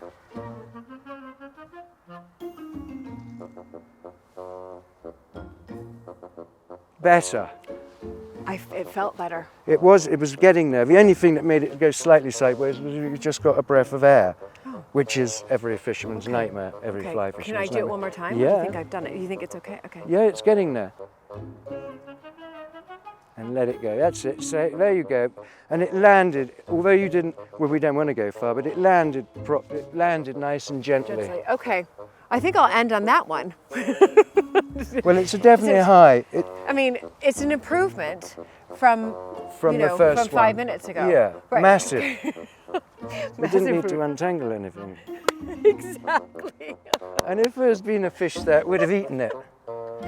It would have done. That's right. I've succeeded with not tangling it up. This tranquil landscape is beautifully unspoiled and bursting with wildlife. I can absolutely see why William and Guy enjoy spending time here. So this might be a nice little spot to try. It's lovely, and it has a bench. It has a bench, yeah, so you can won't be fishing. But is it safe to go in? It should be, because this is a shallow bit. But this is a chalk stream. This is a chalk stream, yeah. This is a very special type of waterway, and it's very unlike the usual what we call coarse rivers that you see everywhere. Chalk streams are fed by springs, which from rainfall that comes down through falls on chalk downlands, is filtered through the aquifer and then comes up in springs and then forms a river. Oh my goodness. Rather than being fed by runoff from fields, which is why all other rivers are usually this colour because they're fed by muddy, silty water. But when a chalk stream is looking really good, it's absolutely crystal clear because it's fed by this filtered, very, very pure, nutrient-rich water. So you can drink the water? Drink it, yes. But not only that, it attracts a huge amount of wildlife because there's an enormous amount of invertebrate life going on at the bottom of the chalk stream. And then you're going up the food chain, you've got the fish, then you've got the birds that come for the fish, the otters, and all sorts of things. So these chalk streams are absolute habitats for everything. And some people call them the rainforests of Great Britain. And the interesting thing is that because we've got so much chalk in the southern part of this country, we've got about 76% of the world's chalk streams in England, and about 50% of them are within 30 miles of here. You're kidding me? Yeah, they're a really rare resource, and people fly in from all over the world to fish for trout, brown trout, on these streams here. And we are right in the centre of some of the best fishing in the world. So when you're fishing for trout, you obviously want to go to chalk streams, but you want to be able to spot the fish first. So you're not just, going in it blind No, you're not. and hoping for the best. No, you're finding a fish and then you're like stalking that fish. So as when William was just saying, it's gin clear. We walk down the bank and we could, if it was clear now, we could see lots of different brown trout. So you'll look at the fly life of that particular day and that time of year, and then you'll imitate that by putting a fake fly on one of these lines and then try and imitate it again landing on the water. But as you've already seen your fish, so you're just trying to aim just in front of its nose. So that when it floats over. So it's much more fun than regular fishing. It's better than just watching a float. It's like a sport. It's like a proper sport. Yeah. But a really, really good fly fisherman will only spend 50% of his time fishing. He's sitting there on benches like this, watching the fly life, watching the fish, seeing where they're rising, what they're rising for, and watching their behaviour. And then you're just trying to imitate exactly what's happening in wildlife. But you're outwitting the fish. That's you're outwitting the fish, which is rather fun. So can I see you do a little cast We there, can Guy? do a little casting, but it's going to be hit and miss, obviously, I know, because you we can't see. But I still have to see your, I'll get out of your extraordinary way. skill of casting.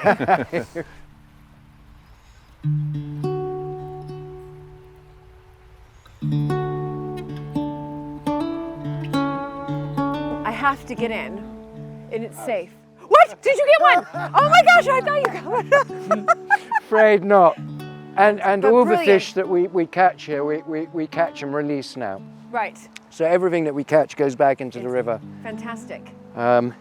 Which is great, I think. Yeah, which is great. It's just. I think that's right. It doesn't take anything out of the sport.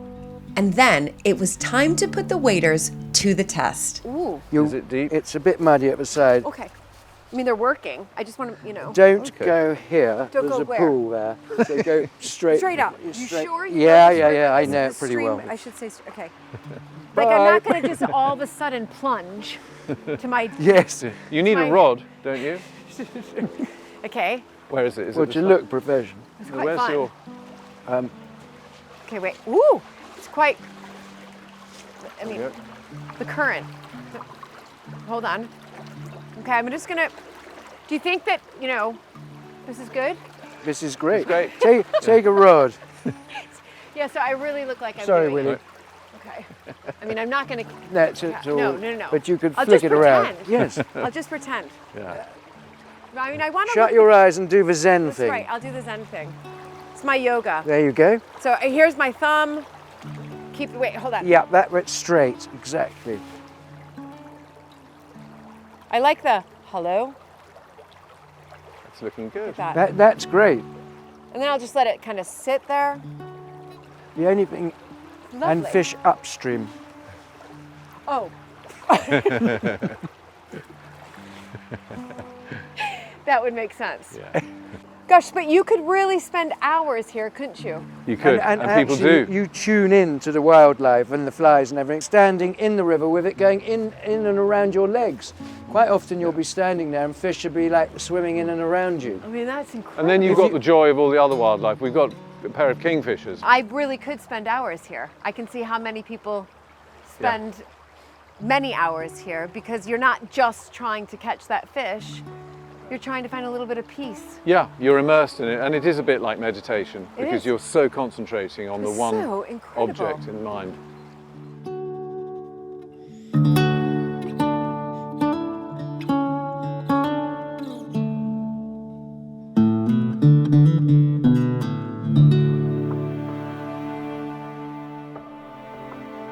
So, Judy, there's just one little part of the house I'd love to show you, if you don't mind. Yeah, no. Down in the cellars. Please, yes, so please. down the spiral staircase.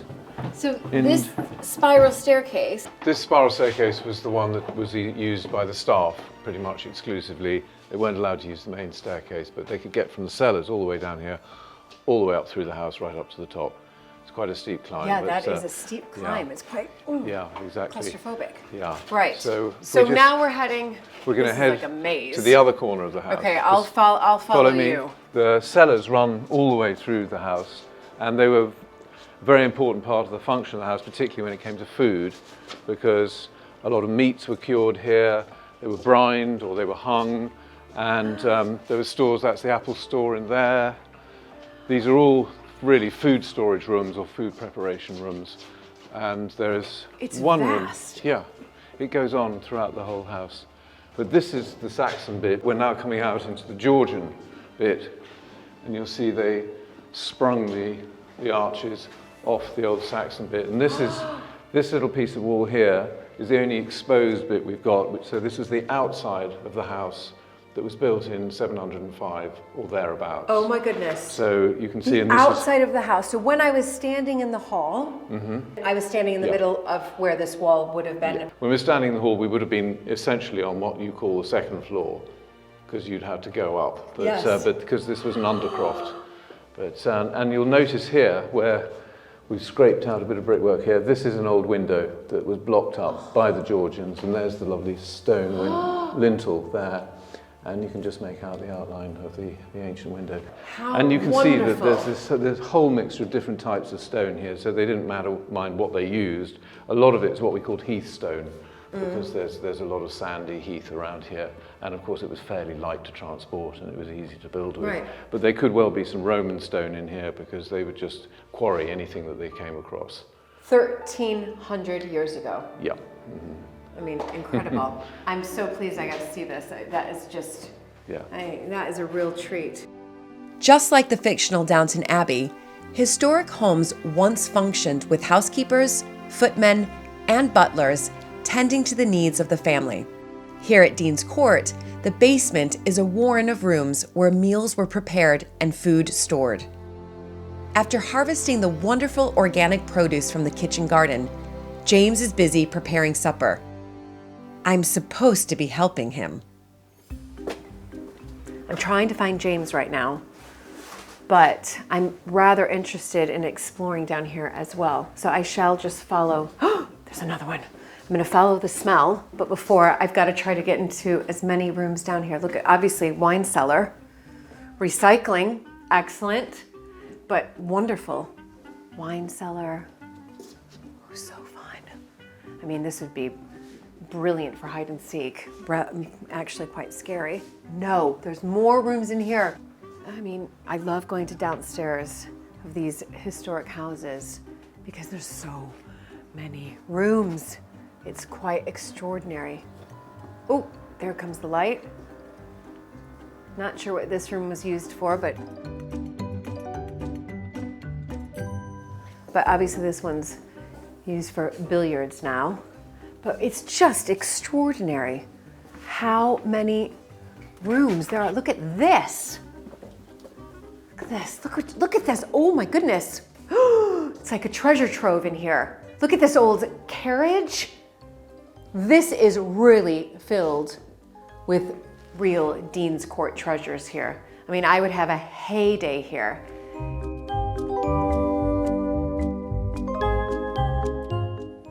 All right, this is where the smells are coming from. I found you. I mean, it was so easy because it smells amazing. And oh my, it's beautiful. So yeah, cool. So what are you making then? So we've got the beetroot that you picked earlier. So this is going to be like a beetroot chutney. So got, loads of nice spices and some lentils and stuff. So that would be like a nice dipping chutney. Lovely. Then we've got some tomato-based sauce here, which we've used some of our own spices. So the coriander and fennel went to flour, and then I've harvested the seeds and used them in some of these dishes. And then we've got a dal at the back. So here are all the other veggies we harvested earlier. Oh my goodness! So cauliflower. The cauliflower. This is your celeriac. Kale. And then this is a butternut squash, which I harvested before, but these are going to go in with the dal at the back. And then these ones are going to just sort of be dressed up with some of the herbs, parsley and stuff from the garden. Oh my goodness, what a feast. Yeah, this absolutely. is fantastic. Yeah, no. Wonderful. Okay, so what can I help with? So there's some aubergines just over there. So if you want to just slice them up, and then we'll pop them in with the tomato sauce. Okay. And then 15, 20 minutes, we'll be good to go. Okay, wow, cool. Fantastic. Should Awesome. I'm just going to have a little wash my hands. Yeah, cool. So is there like a particular way to slice up the aubergine? They've already been roasted, but literally we just want to slice them into pieces like that big. Okay. So you can do a few at a time. Okay, great. Yeah. Okay. That's so this is going into the tomato sauce. So that's sauce. Got, some of the spices from the garden. And these are all your recipes? A mixture, yeah. I get inspired. I did some travelling in India when I was, 5 years ago or so. And it's the food I most like eating. My girlfriend's vegan, so it kind of like spices make vegetables taste better. They do, they do. Spice it up. Good to go. So you can chuck that straight on in with these tomatoes. Okay. Cool. Fantastic. And you give them a nice stir, get all that flavour. Oh, lovely. I mean, the smell is, smell is pretty darn amazing. Yeah. So I know that the taste is going to be outstanding. And then at the back here, we've got the rice. And I forgot to say earlier, I picked some of the fig leaves from the fig tree. So we've actually got fig leaves in there. No. And hopefully they've got a slightly coconut flavour. So I've literally just cooked it as you would cook rice with a few fig leaves in. And we'll see. Fantastic. That's an experiment. So. I like that experiment. But why would the fig bring out a coconut flavour? I'm not sure. It's really strange. Sometimes different parts of a plant have flavours reminiscent of other things. It's like eating the thing we're not used to eating sometimes can yield, something a bit different. So. Well, brilliant. Well, thank you, James. I'm so glad I found you. I was down exploring. It's extraordinary down here, but I was obviously drawn to the smell of the kitchen. So brilliant. So I'll see you then later. Upstairs shortly for dinner. Great. Thanks, James. Bye. My visit to Dean's Court has quite simply been amazing. I've loved every second, and it's topped off with a wonderful organic feast in the dining room. But can I just say a huge thank you to all of you for just really welcoming me here with such open arms, letting me sort of, really spend a full day out. I mean, just from the beginning, learning a little bit about the history of Dean's Court, your ancestors, but also, that this goes back 1,300 years. I mean, that still blows my mind. But also that this house has been in your family for nearly 500 years. And then Allie, just looking at all the things that you've created here and, the kitchen garden, it's for you to find peace in and calm, but also your passion about. Lottie, I'm not just saying this, but just finding Lottie in that beautiful room, embroidering with the sunlight coming in and just bringing a pastime back to life, if you like, but also creating a business out of it. As I think it's just empowering women who are mothers as well, and especially young mothers, and that's not a lot of sleep.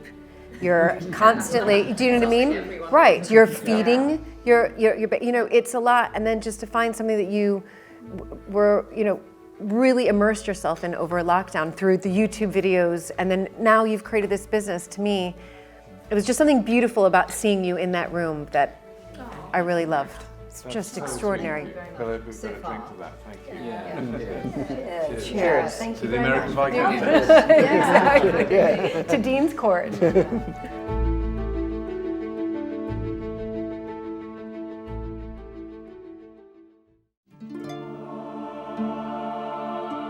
The histories of Dean's Court and Wimborne Minster have been woven together for centuries.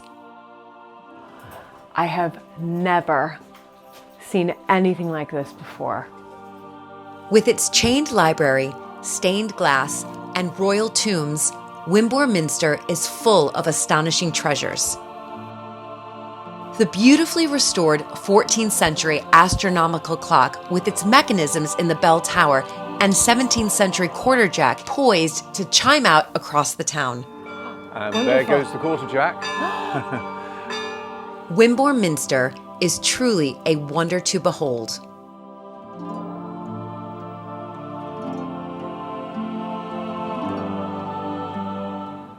I mean, it is beautiful, William. Yeah, it is. I mean, this was the beating heart of really all the religious institutions in the south of England. But this is the Saxon tower. Ah! Because originally the abbey, which was founded in 705 with the minster, was almost completely wood. And there goes the quarterjack.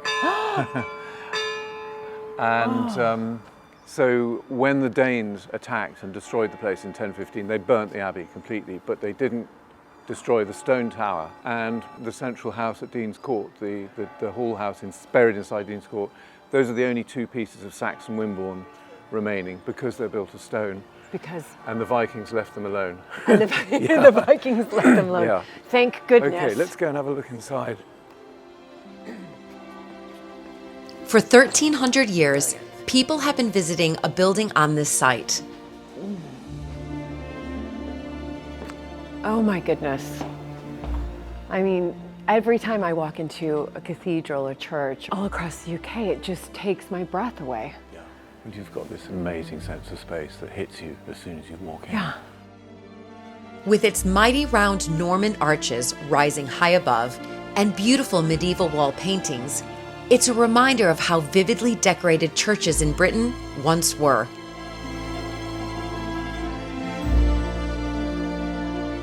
Visiting a building like this is a magical journey into the past. Let me show you something while we're here. This is an ancestor of mine, Thomas Hannam, with his wife Margaret, and he's got a very fine wall tomb. He's, by the way, the son of the Thomas Hannam who did the voyage to America and came back with the trees. Came back with the trees? Yeah. So that's his son? That's his son. Lovely. So he's buried here? He's buried here. Right. Thomas is also buried here somewhere. He used to have a wall tomb somewhere in that corner of the church, but it vanished during Victorian renovations. We don't know. But he is here. Well, he might be somewhere. No. I do, of course, have to ask, you know, obviously we saw the Saxon tower outside, but how old are really different elements of this minster? Well, as with all these buildings, it's a mixture of different ages. But the earliest bit is mainly 12th century, and this is pretty much what you see. I believe that these beautiful arches here are actually earlier than the piers that they stand on. But it's been added to, chopped and changed around throughout its life. And of course, the Victorians did a fair amount, I think, of changing around, as they always did with every church in the country. But even if I look above, you know, and I see these extraordinary, but beams up here, that looks relatively new. Yes, I think that's probably a Victorian roof. Right, that's a Victorian roof, right. Yeah.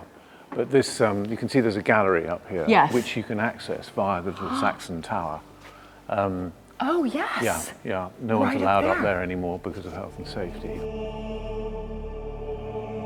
And anyway, while we're here, let me show you, this is the Hannam family pew. You have your own pew? Yes. Can I sit in it? We can sit in it. Do you really have your own pew? Yeah. I have to say, this is more of a tradition than a sort of a contemporary thing, and it's a long time since I've sat in this pew myself. But this, I remember coming with my parents and quite often sitting in this pew, and we've got here a little lockable box where we keep our own hymn books. Incredible. Yeah. Only you have the lockable box. Yeah, that was for the Hannam hymn books. Right. Of course, the connection between Dean's Court and this minster is especially strong because of the Saxon foundation of the abbey, which stood on this spot beforehand. There was even a rumour that there was a brick tunnel that ran between the minster and Dean's Court. My father spent years looking for it. He never found. He found an electric cable when he used to do dowsing. Right. He was so excited when he found it.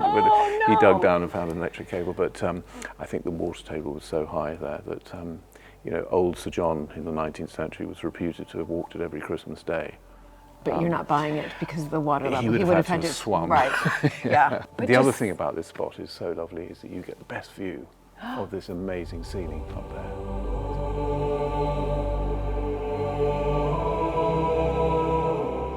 It's not actually that old. It's painted in 1906. Oh, and we're not sure what was there before it. Oh, right. So that is relatively, I mean, still pretty new for here. 100 years, but pretty new for here. That's exactly right. But it is lovely in the middle of the service to be able to wander up and have a look at that. And in the middle, you've got the IHS for Jesus Christ as well, and the vine leaves.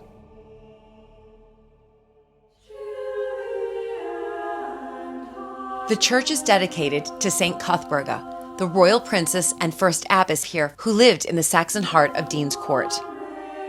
Generations of William's family have been at the center of life here for the past 500 years. So your family really has, I mean, a massive connection here. Yeah, everywhere you hundreds look. of years, yes, exactly. Yeah. For instance, we're in what's called St. George's Chapel, but this amazing altar frontal was made and embroidered by my great-great-great-aunt Amy, the widow. The widow? Yes, who we've discussed. Yes. She must have spent all of her spare time doing needlework. And this particular altarpiece is signed at one end 1851 when she started it, and signed off 1891 when she finished it. So it took her 40 years. It took her 40 yeah. years. There's a huge amount of work in and here. if I remember, John, her husband, was killed in 1861. Is that right? Yeah. Yeah. Right, so she started this 10 years. She was 10 years into it when he was killed, but she carried on. Yeah. And she's encrusted it with semi-precious stones, including that huge opal, I think. Oh yes, beautiful. I like to think of her sitting in the green drawing room, yeah, embroidering away and well, making exactly. this over Lottie's decades. doing the exact same thing. I mean, it's lovely. just so, fantastic. So nice. Some Wonderful things don't to change. see. So there it is. Wonderful, isn't it? I mean, just brilliant. Yeah.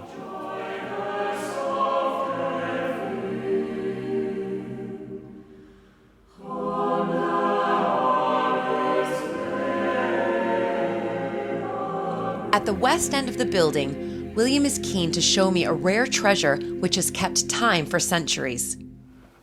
So now we're heading for a really interesting bit of the well, it's church. all fascinating to me. It's all fascinating, but we're under the bell tower here, and you'll notice this amazingly beautiful clock here, which is an astronomical clock. It's extraordinary. Yeah, it's extraordinary. We think... What does that date back to? Well, it was first documented in 1409, but it could be a century earlier, but we don't know. But it's at least that old. But that's quite unusual, isn't it? Something like this. I mean, it's just so... Yeah, I mean, clocks were unusual for a start. Well, exactly. I've literally never seen a clock like this, but also...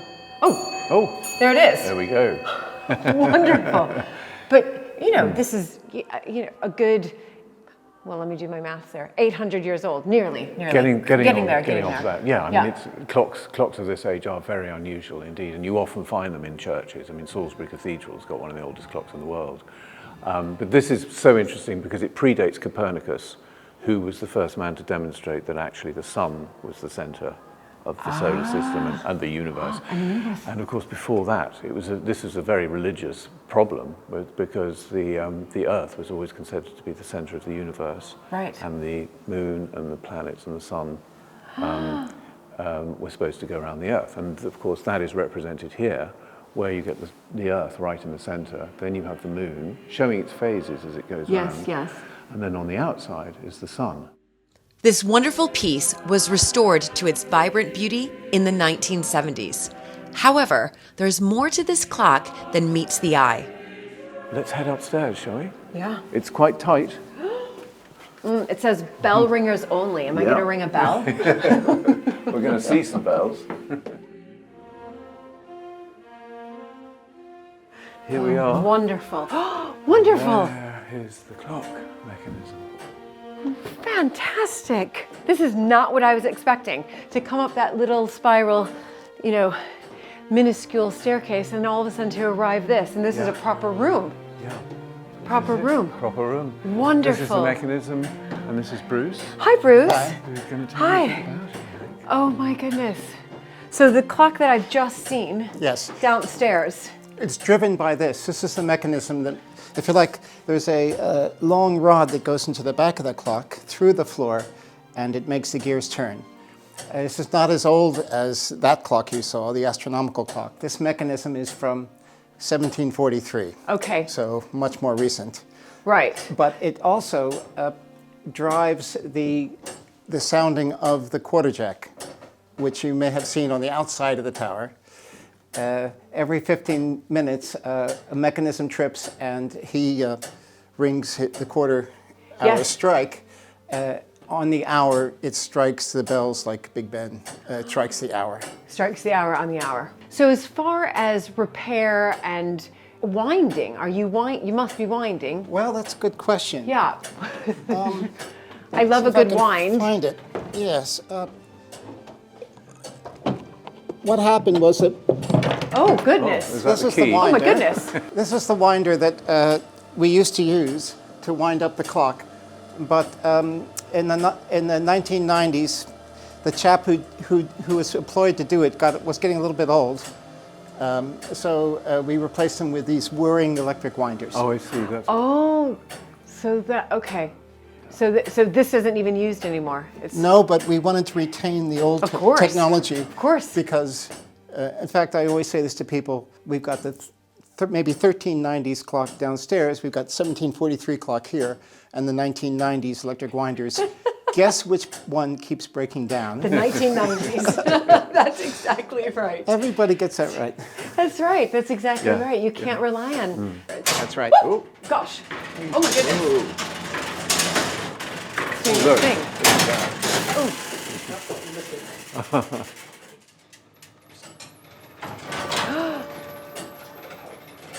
It's dramatic, isn't it? It's lovely.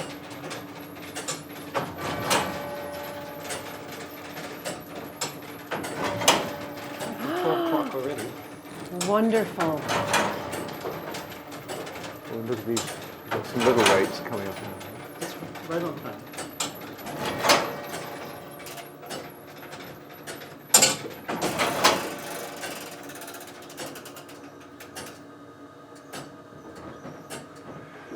Good we did this at 12 o'clock and not 1 o'clock. That's exactly. That's so true. But one can never tire of, you know, the sound of the bells. They just, I don't, or maybe you do. No, I love them. I love them. I do too. In 1850, they had to remodel the belfry to squeeze, I think, more bells in. Ah. So they had to break the belfry out, basically, and rebuild it. And the wood that they took out, which was very beautiful medieval oak, was turned into 12 Gothic chairs, each with a beautiful bell carved on top.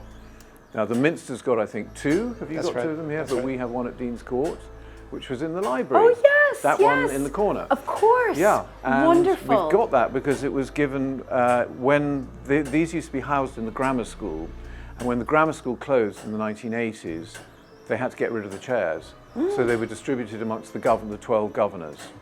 And my ancestor John was one of the governors, so we got one of the chairs. But they are made from the belfry. Yeah. Wonderful. From medieval wood. Medieval, very old oak. Yeah. We don't quite know Fantastic. how old oak, but, How yeah. extraordinary. Well, thank you so much for really giving me a little history lesson here. But also, it was just really nice to hear it ring so many times. Just before we leave, you'll notice all the ropes here. Yes. We've got apparently 13 bells up there all together. And what's so nice for us is that 10 years ago they added a couple to the collection, little bells, and it's about a year after my father died, so we donated one in his memory. So he's up there ringing somewhere, away for ringing him. away. Yeah. Wonderful. Okay.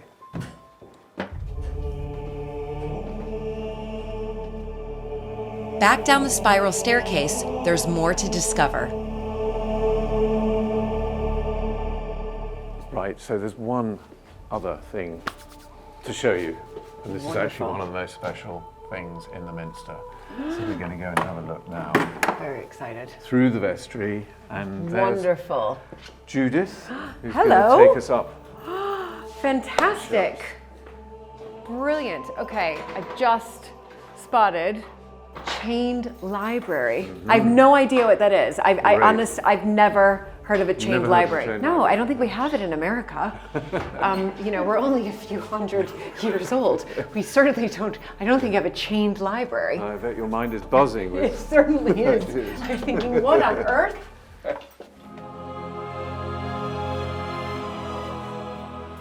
I have never seen anything like this before. I mean, it really is. I almost thought downstairs when it said chained library, I just thought that there would be just sort of a gate around it, but these are literally chains. Yes. On books. But why is that? Books were very expensive when this library was set up. And whilst they wanted people in the town to be able to use it, they didn't want them taking books away and forgetting to bring them back again.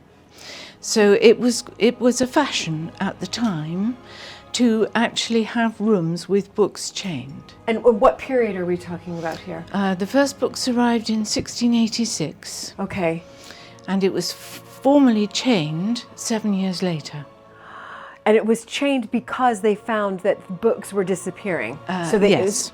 So this was their security system, Yes, really. exactly. This was the change with their security system. So who would come to the Change Library?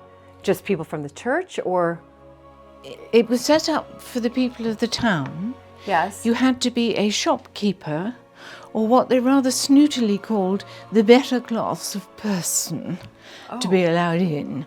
We think that meant you just had to be able to read. Right. Because a lot of people couldn't read. No, exactly. No. Right. But the people who could read, they would come here. They were allowed to come in. They were allowed to come. And so what type of books were they reading? Virtually all the theological works of the time. Yes. They would have read perhaps something on gardening. Oh. Something on how to build a house. So quite practical. A way to bring themselves out of perhaps poverty and have a new job. Learn a new skill. So it was quite a nice idea. Wonderful. And do you take these out? Are you allowed? Am I allowed? We do Are you on allowed? we do on certain occasions, but because I just would love to I'll peer get in this gentleman's companion because he's quite funny. He was round about the time of Samuel Pepys. So Samuel Pepys is I have to mention, is a cousin of my husband's family. Oh, really? Edward Montague. You see, he's got the statutory wig. Yes. Well, who is this? This is Mr. Ramsay. Right. This is Mr. Ramsay, who wrote this book. Who wrote the book. And he starts off by telling his friends, don't marry a pretty woman. Because after 5 years of marriage and 4 children, she won't look anything like she did when you married. No. So, and if she's too wouldn't pretty, get away with that today. No. After all this, she wouldn't look like that. And if she was absolutely beautiful, one of your friends might well want to take her away from you. So it was better to start off with something just quite ordinary. Just plain. Just a plain Jane, as we would say. That is really what he wrote. So I see this was written in 1672. But I just love the title, The Gentleman's Companion, or A Character of True Nobility and Gentility. Brilliant. Well, thank you for showing me that. I'm not sure that's a book I'll be reading cover to cover. This is an amazing place, one of the earliest public libraries in the UK. So what else do we have here then in these cases? Because this is obviously very protected. These are the special pieces. Yes. Probably the seal of Elizabeth I, which would have been on a charter like the one over on the wall there. Yes. This is Charles I's seal. This one is made of beeswax. So it's beeswax. It's very fragile. It's made of beeswax and it survived. Yeah. The actual charter is now in Dorchester Museum because they have special conditions for keeping these things. Of course. They'd like that one as well, but we've managed to hang on to that so far. Wonderful. And it would have hung from a ribbon, like yes. that would have, from the document. From the document, right. It's carved on both sides. She's on her horse this side, and if you could turn it over, you would find she's on the throne of England and she's got the orb and sceptre in her hands to show who she is. It is actually carved, not cast. Carved. It wasn't cast from a mould. Gosh. It's just extraordinary. Elizabeth I is, very recognizable here 500 years later. The ruff in particular, but she's very recognizable. Even without having seen, that's who I would have, definitely guessed, and it would have been quite a good guess.